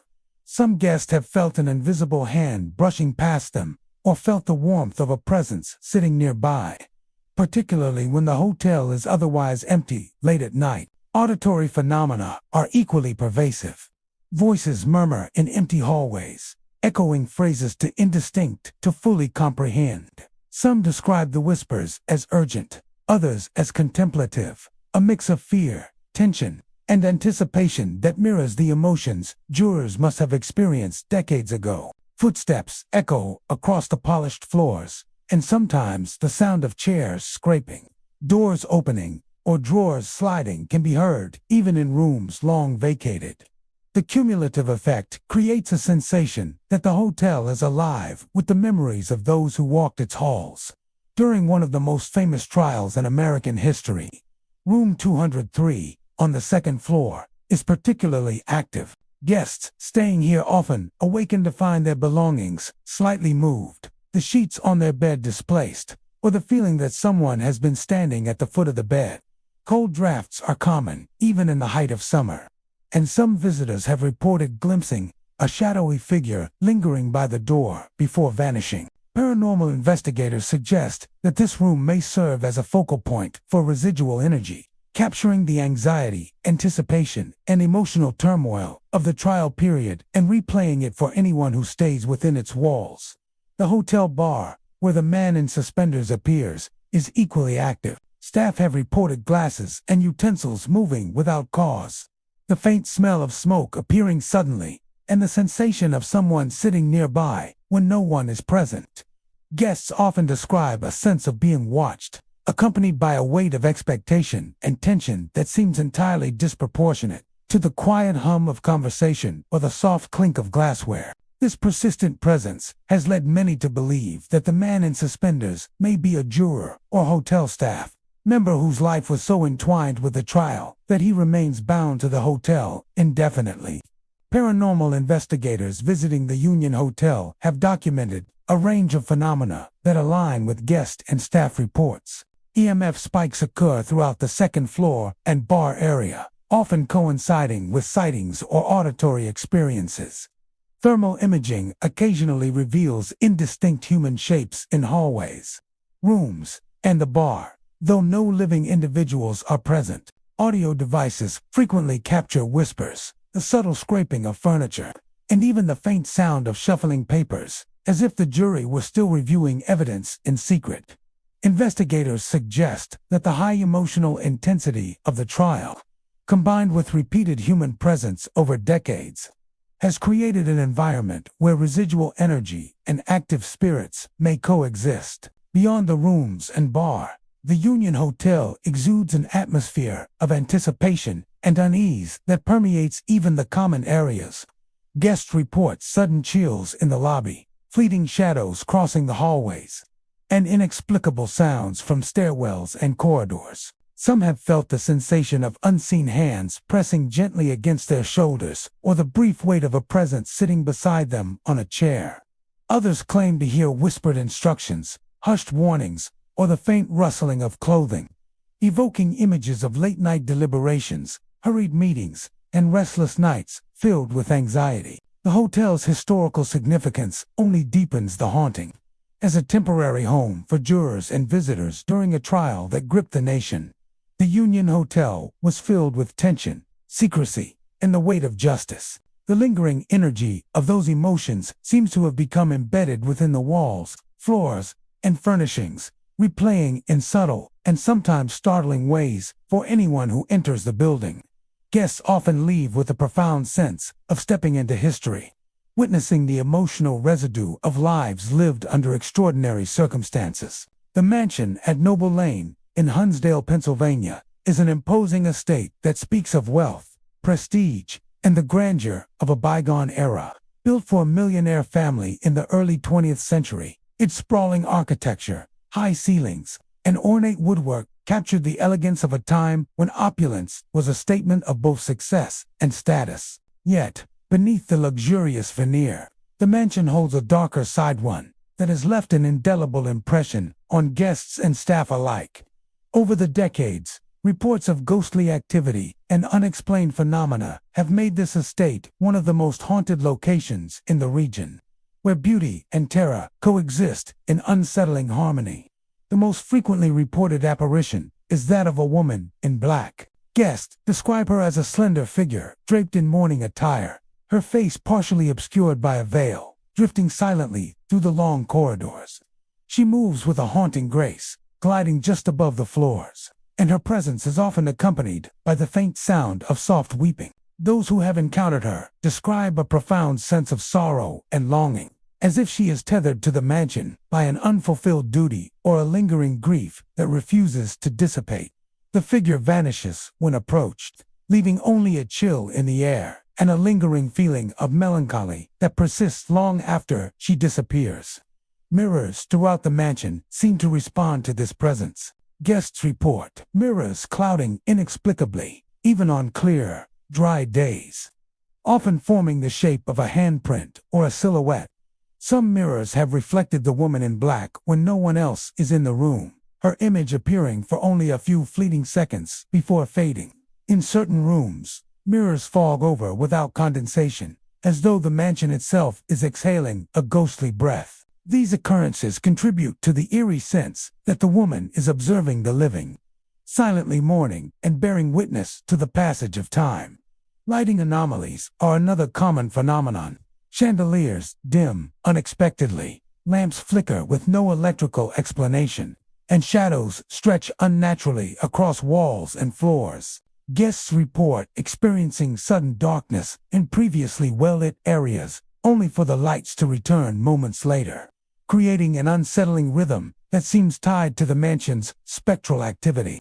These fluctuations often coincide with sightings of the woman in black, suggesting a connection between her presence and the physical environment, as though the mansion itself bends to the will of its restless inhabitant. Cold drafts frequently move through the mansion, even in the summer months when all windows and doors are sealed. Hallways and stairwells are particularly affected, with gusts of icy air seemingly chasing visitors from room to room. Guests describe feeling sudden drops in temperature as they walk through long corridors or ascend the grand staircase, sometimes accompanied by the sensation of being lightly touched or brushed by an unseen hand. The combination of temperature anomalies, spectral sightings, and auditory experiences creates an immersive atmosphere that leaves visitors both fascinated and unnerved. Auditory phenomena are pervasive throughout the estate. Soft crying, whispered words, and faint sobs are commonly reported, echoing through the corridors and empty rooms. Footsteps follow guests on the creaking hardwood floors, sometimes quickening or fading in response to movement. In the ballroom, where the family once hosted lavish gatherings, some guests have heard the distant strains of piano music, though the instrument is long silent. These sounds are often described as sorrowful or mournful, reinforcing the impression that the mansion is haunted by the lingering emotions of the past. Room 12 on the upper floor is known as a hotspot for activity. Guests staying there frequently awaken to find their bedding disturbed, chairs slightly moved, or the air around them cold and heavy. Some have reported seeing the woman in black standing silently at the foot of their bed, her head bowed as though in prayer or mourning, before vanishing without a trace. Others have felt a presence leaning over them, accompanied by a faint whisper that cannot be fully understood, but conveys a deep sense of sadness. Paranormal investigators suggest that the room may retain residual energy from a significant emotional event, one that continues to replay itself for anyone who spends the night. The mansion's history offers insight into the haunting. Constructed for a wealthy industrialist family, the estate witnessed both grandeur and tragedy. Stories of untimely deaths, broken relationships, and personal loss circulate among locals, and it is believed that the woman in black may have been connected to these events, either a grieving family member, a servant loyal beyond death, or a visitor whose sorrow anchored her spirit to the estate. Over time, the combination of emotional intensity and historical significance appears to have created an environment where the supernatural manifests regularly, leaving a lasting impression on those who visit. Paranormal investigations at the mansion at Noble Lane have documented several intriguing phenomena. EMF readings spike in areas where guests report seeing the woman in black. Thermal cameras capture shadowy shapes moving through the corridors or standing silently in rooms. Audio devices record faint crying, whispers, and the soft creak of wood floors, all matching the accounts of visitors. Investigators conclude that the mansion exhibits both residual energy, reflecting past events, and possibly active spirits, conscious entities interacting with the living. Despite the unsettling experiences, the mansion continues to attract guests. Many are drawn by its architectural beauty, historical significance, and the thrill of encountering the unexplained. Visitors often describe a sense of awe mixed with unease, captivated by the mansion's grandeur and the palpable presence of something beyond the ordinary. The combination of elegance, history, and spectral activity creates an immersive experience that lingers long after one departs. The Eagle Tavern in Quakertown, Pennsylvania, is a striking example of colonial-era architecture. Its brick facade and wooden beams exuding the warmth and charm of a bygone period.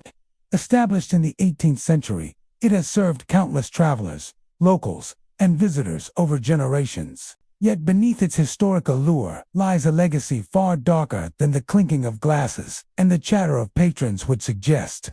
Tales of lingering spirits, unexplained phenomena, and spectral apparitions have earned the Eagle Tavern a reputation as one of Pennsylvania's most haunted establishments, where the echoes of tragedy refuse to fade. The most unsettling reports involve the figure of a man seen hanging in the stairwell. Patrons describe glimpsing a shadowy form suspended mid-air, often appearing at the edge of their vision. When they turn to look directly, the figure vanishes, leaving only a chill in the air and an inexplicable heaviness in the chest. Locals say the man died by suicide decades ago, a tragedy that was hastily buried in memory but never in spirit. Witnesses claim the apparition is not malevolent, yet its presence evokes intense fear, a grim reminder that some events, no matter how long ago, leave permanent imprints on the places they touch. Music boxes, once common in the tavern's early days, are another source of eerie activity.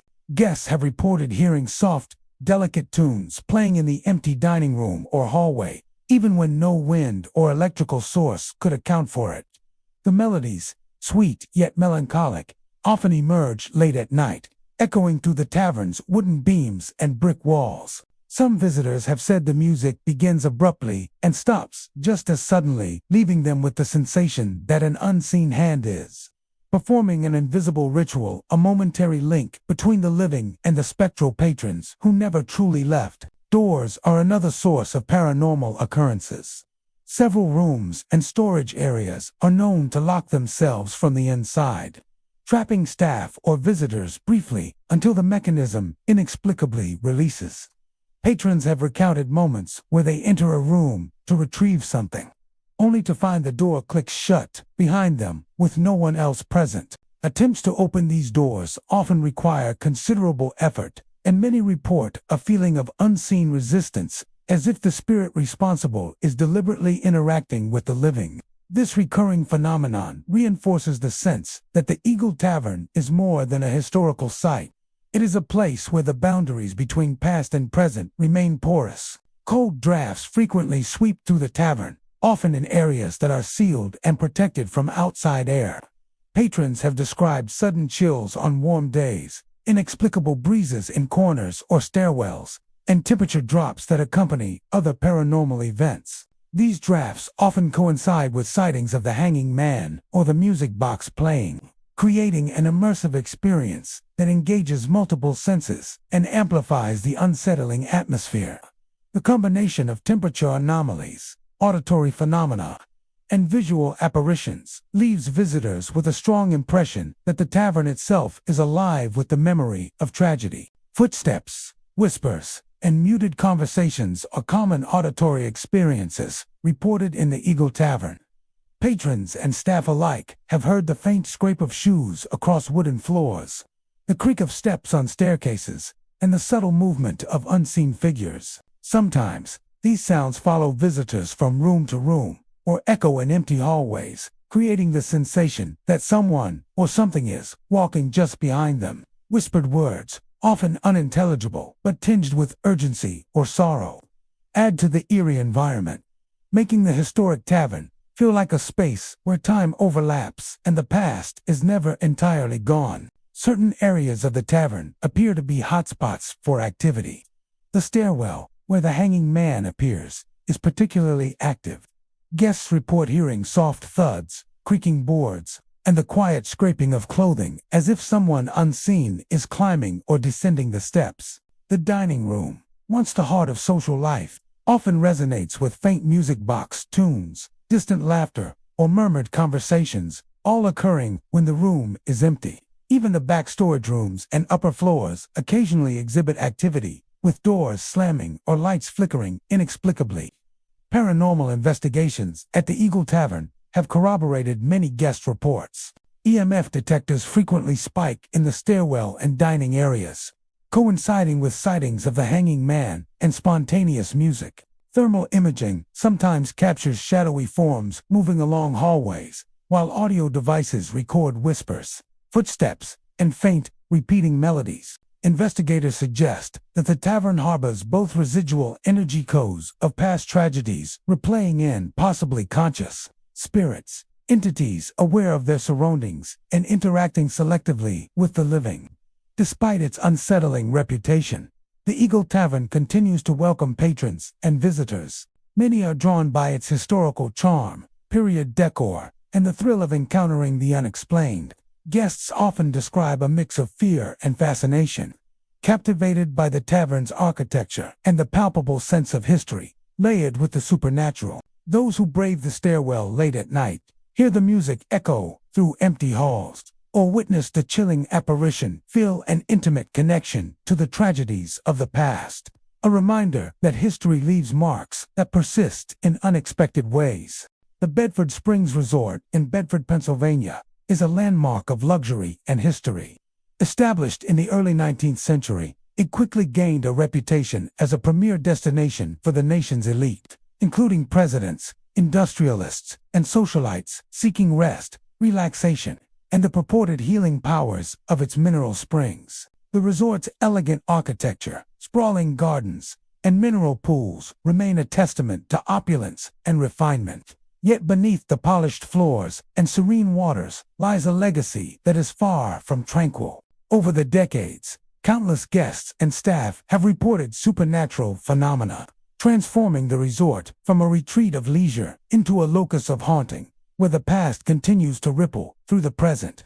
Among the most frequently reported apparitions are women in bathing attire, gliding silently along the edges of the resort's mineral pools.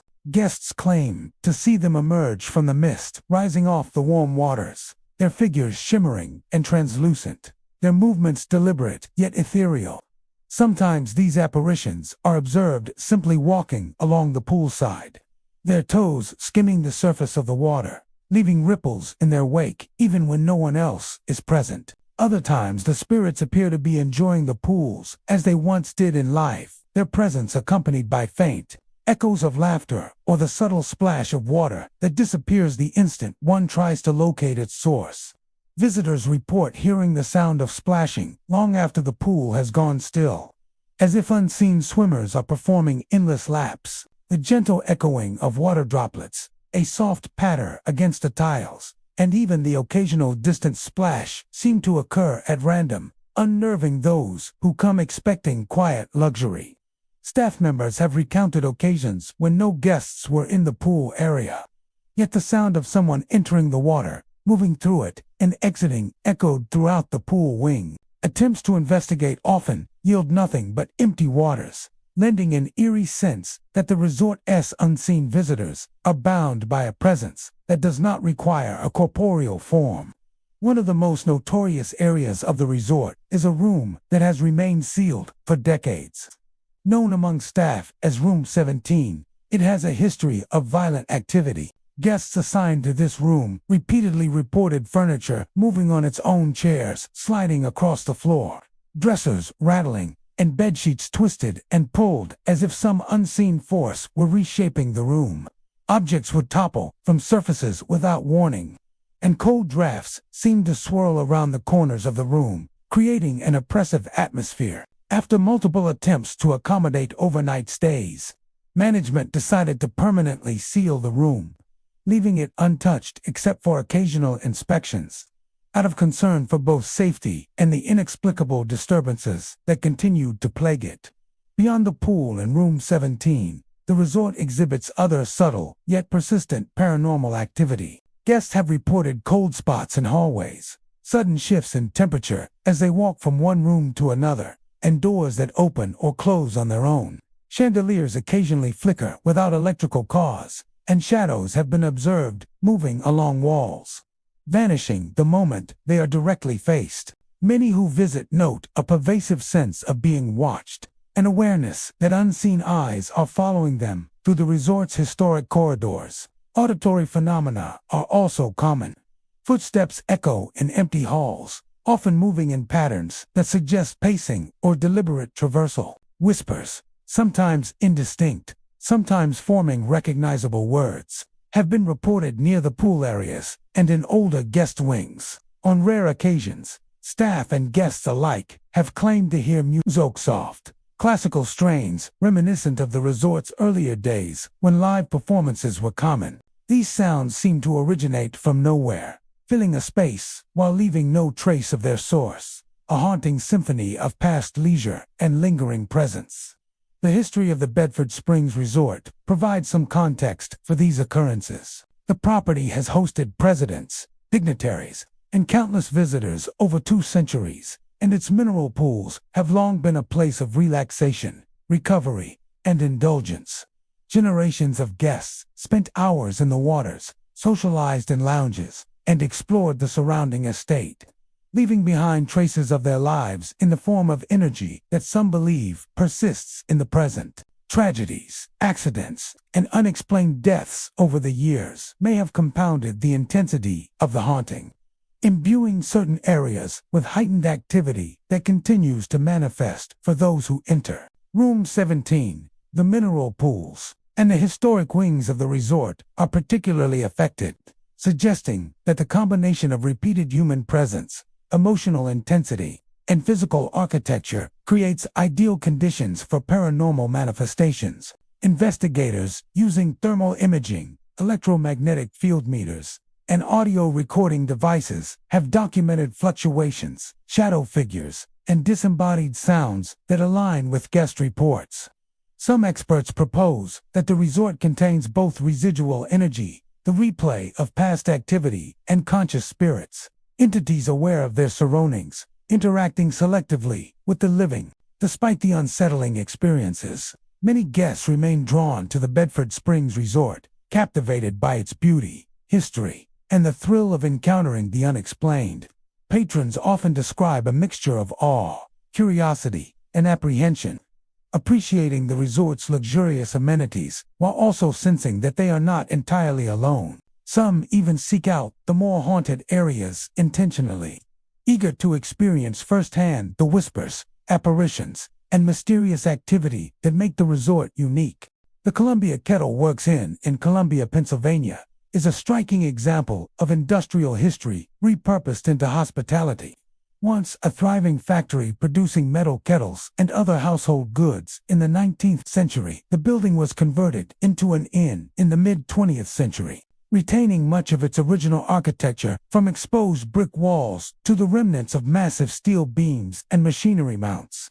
While the inn has become a quaint destination for travelers seeking history and charm, it has also earned a reputation for something far darker. Guests and staff report paranormal activity, suggesting that the echoes of the factory's past refuse to rest, and that some presences linger in the shadows of the inn's industrial past.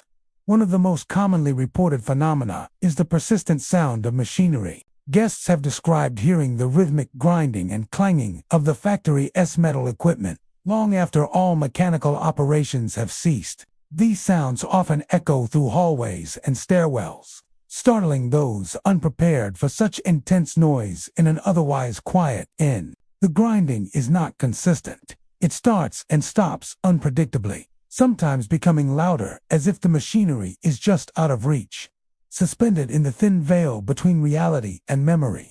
Staff report that these sounds are most frequent at night, suggesting that residual energy from the factory's operational days has been imprinted on the building itself, replaying in a ghostly loop. Voices are another common occurrence at the Columbia Kettleworks Inn.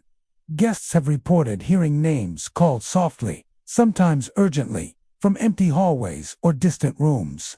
The voices vary. Sometimes they are commanding, echoing like foremen giving orders across the factory floor. Other times, they are plaintive, the sound of workers struggling or calling out in distress. Some have claimed the voices call their own names, leaving visitors with a chilling sense of being personally addressed by unseen forces.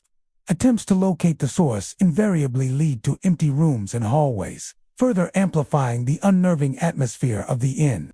Room 5 has gained notoriety as one of the most active areas of the inn. Guests report seeing a crouched shadow figure in the corner of the room, its form dark and indistinct, watching silently. The figure vanishes when approached, leaving only a lingering sense of unease and the faint metallic scent of machinery.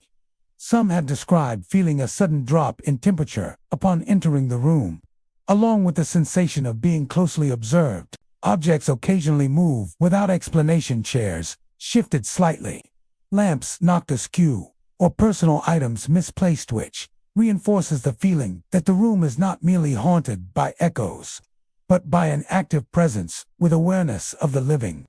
Beyond Room 5, the inn exhibits other strange phenomena. Hallways are often colder than expected, even in summer months, and some doors open or close on their own, seemingly guided by invisible hands. Shadows appear at the corner of one's vision, only to vanish when directly observed. Guests have reported sudden electrical flickers, lights dimming and brightening in a pattern that appears tied to the presence of apparitions or other paranormal activity. Even the remnants of factory equipment, long silent, seem to carry an energy that resonates with visitors, as though the past labor of the workers has left a permanent imprint on the physical space. Auditory experiences are not limited to machinery and voices. Guests often hear footsteps on the wooden floors or creaking beams above, even when the rooms are empty. Some report the faint clanging of metal tools or the dragging of unseen objects across the floor. These sounds frequently coincide with visual phenomena, such as shadow figures darting across walls or sudden shifts in air pressure. Together, these manifestations create a full sensory experience, blending sight, sound, and touch to immerse guests in the inn's haunting atmosphere. The inn's history provides context for its ghostly activity. During its years as a factory, the building was home to long hours, strenuous labor, and occasional accidents. Workers labored in dangerous conditions, and stories of mishaps, injuries, and untimely deaths have persisted over the decades. Many believe that the intense emotional and physical energy of these laborers has been absorbed into the structure, creating residual energy that replays over time. Room 5 and certain hallways may have served as key areas of activity during the factory era, which could explain the concentration of paranormal reports in these locations. Paranormal investigators who have visited the Columbia Kettleworks Inn have documented a range of activity consistent with guest reports. EMF spikes occur near Room 5 and along corridors, particularly during hours when no staff or guests are present. Thermal imaging sometimes captures fleeting shapes moving in areas where shadows are reported.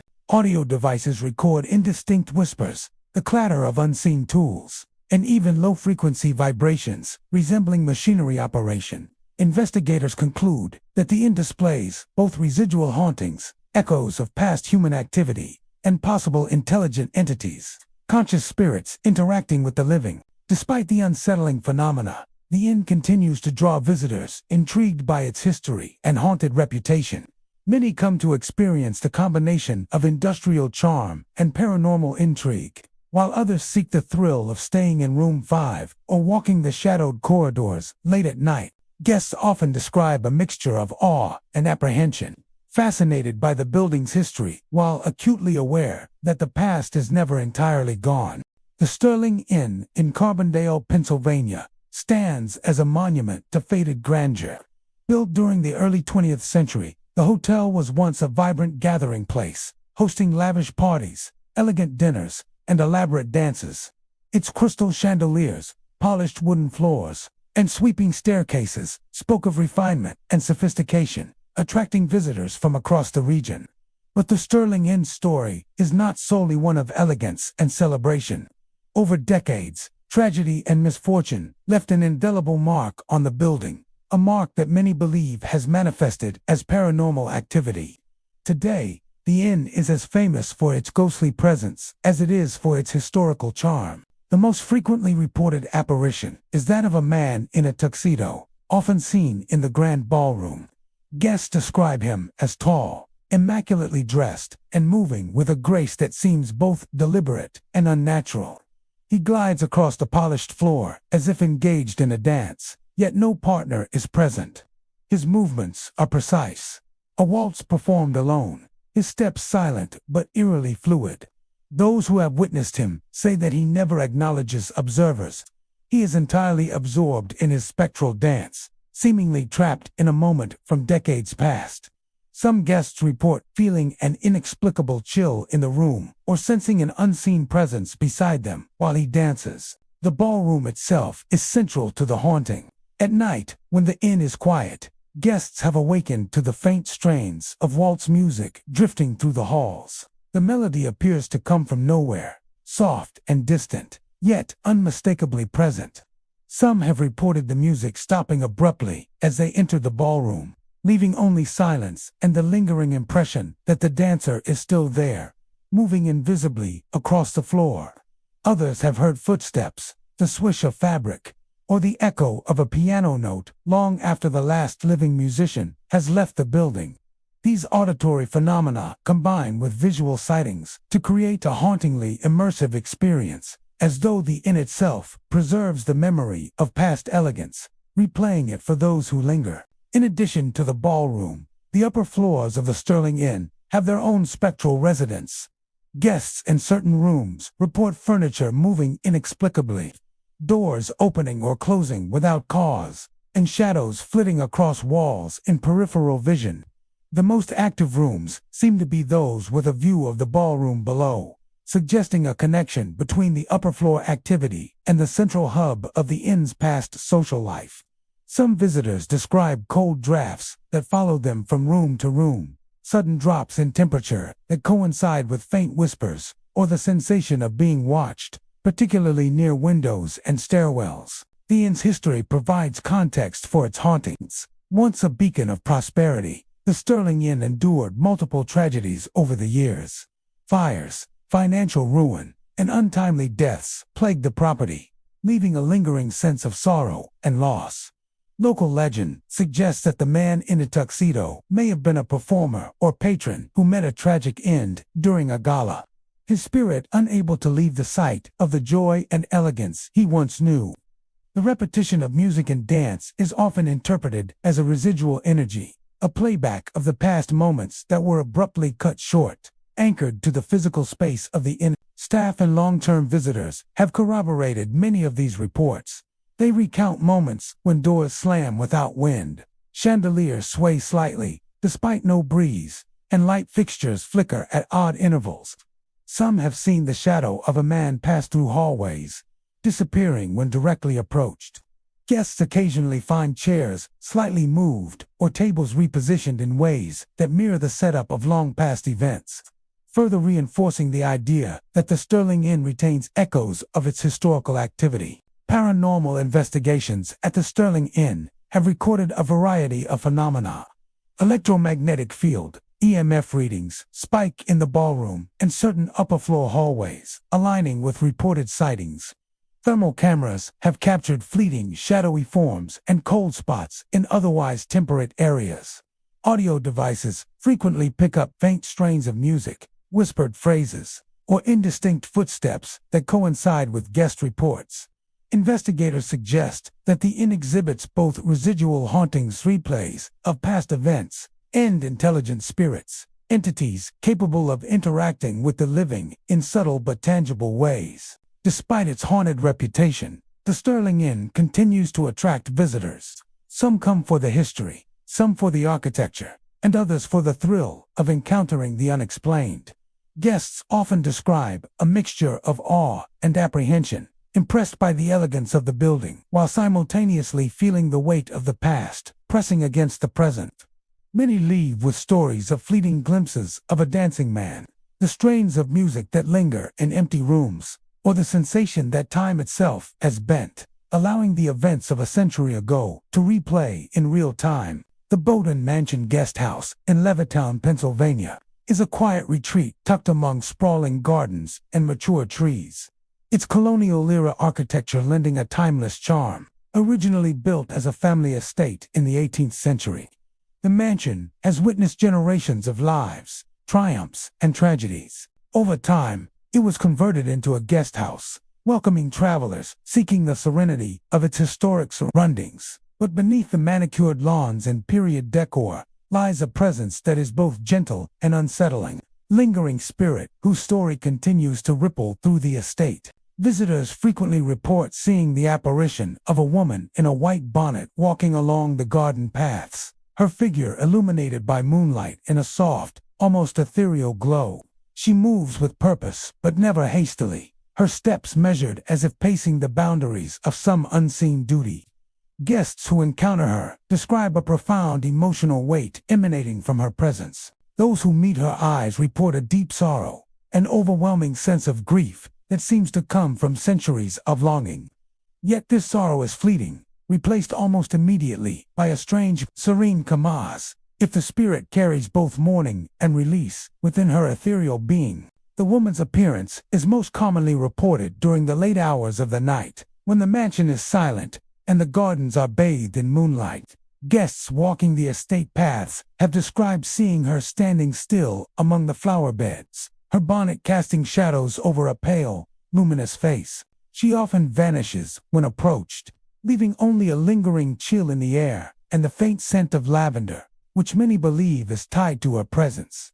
Some visitors feel compelled to sit quietly where she appeared, sensing that the mansion itself is offering a moment of reflection and connection to the past. Inside the mansion, the spiritual activity continues, though in subtler ways. Guests report doors opening or closing on their own, floorboards creaking in empty hallways, and sudden temperature drops that leave them shivering despite warm weather. Some have heard faint whispers drifting through the hallways, soft and unintelligible, often coinciding with the sighting of the woman in the bonnet. Others report the sense of being watched as they move through the rooms, a gentle but persistent presence that follows them without causing harm. Many interpret these experiences as residual energy, echoes of past lives replaying within the walls of the guest house. The mansion's history helps explain its haunting. The Bolton family, for whom the estate was originally built, experienced both prosperity and tragedy over generations. Stories of early deaths, lost children, and unfulfilled promises have circulated in local lore for centuries. Some historians suggest that the woman in the white bonnet may have been a caretaker or a family member who suffered a profound loss, her devotion to the estate and its residents anchoring her spirit to the grounds. This combination of historical sorrow and lingering attachment may explain the emotional impact felt by those who encounter her. The gardens themselves are often described as a focal point of the haunting. Guests walking along the winding paths report feeling a sudden, inexplicable calm or a light pressure, as if the spirit is guiding or acknowledging them. Flowers sometimes appear disturbed or displaced, as though someone or something had brushed past them moments before, even when no one else is in the garden. At night, The rustle of leaves and the soft crunch of footsteps on gravel are often mistaken for wildlife. Yet many insist these sounds accompany the apparition, reinforcing her presence on the estate. Auditory phenomena extend to the interior of the mansion as well. Guests have reported the sound of soft fabric brushing against floors, as though someone is walking along the hallways in period attire. Occasionally, the faint scent of lavender or rose appears inexplicably in rooms, lingering long enough to be noticed, and then dissipating. Some have heard the creak of rocking chairs, though no furniture is in motion, and subtle whispers that seem almost like fragments of conversation from centuries past. These occurrences create an atmosphere that is both haunting and oddly comforting. A gentle reminder that the mansion holds memory as much as history. Paranormal investigations at the Bolton Mansion Guest House have recorded evidence consistent with guest experiences. EMF readings fluctuate in the garden paths and certain interior corridors, often aligning with reports of visual sightings.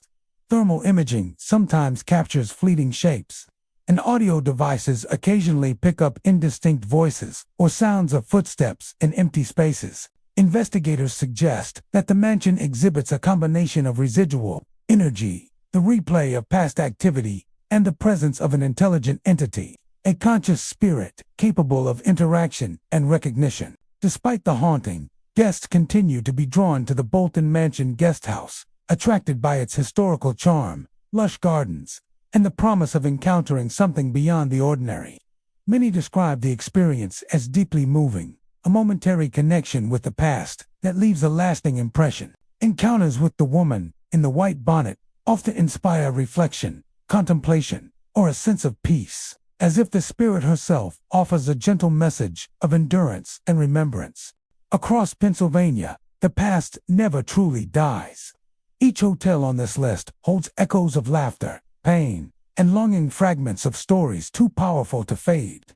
Perhaps the ghosts that wander these halls are not trapped souls, but memories replaying themselves, echoes of human emotion etched into the walls.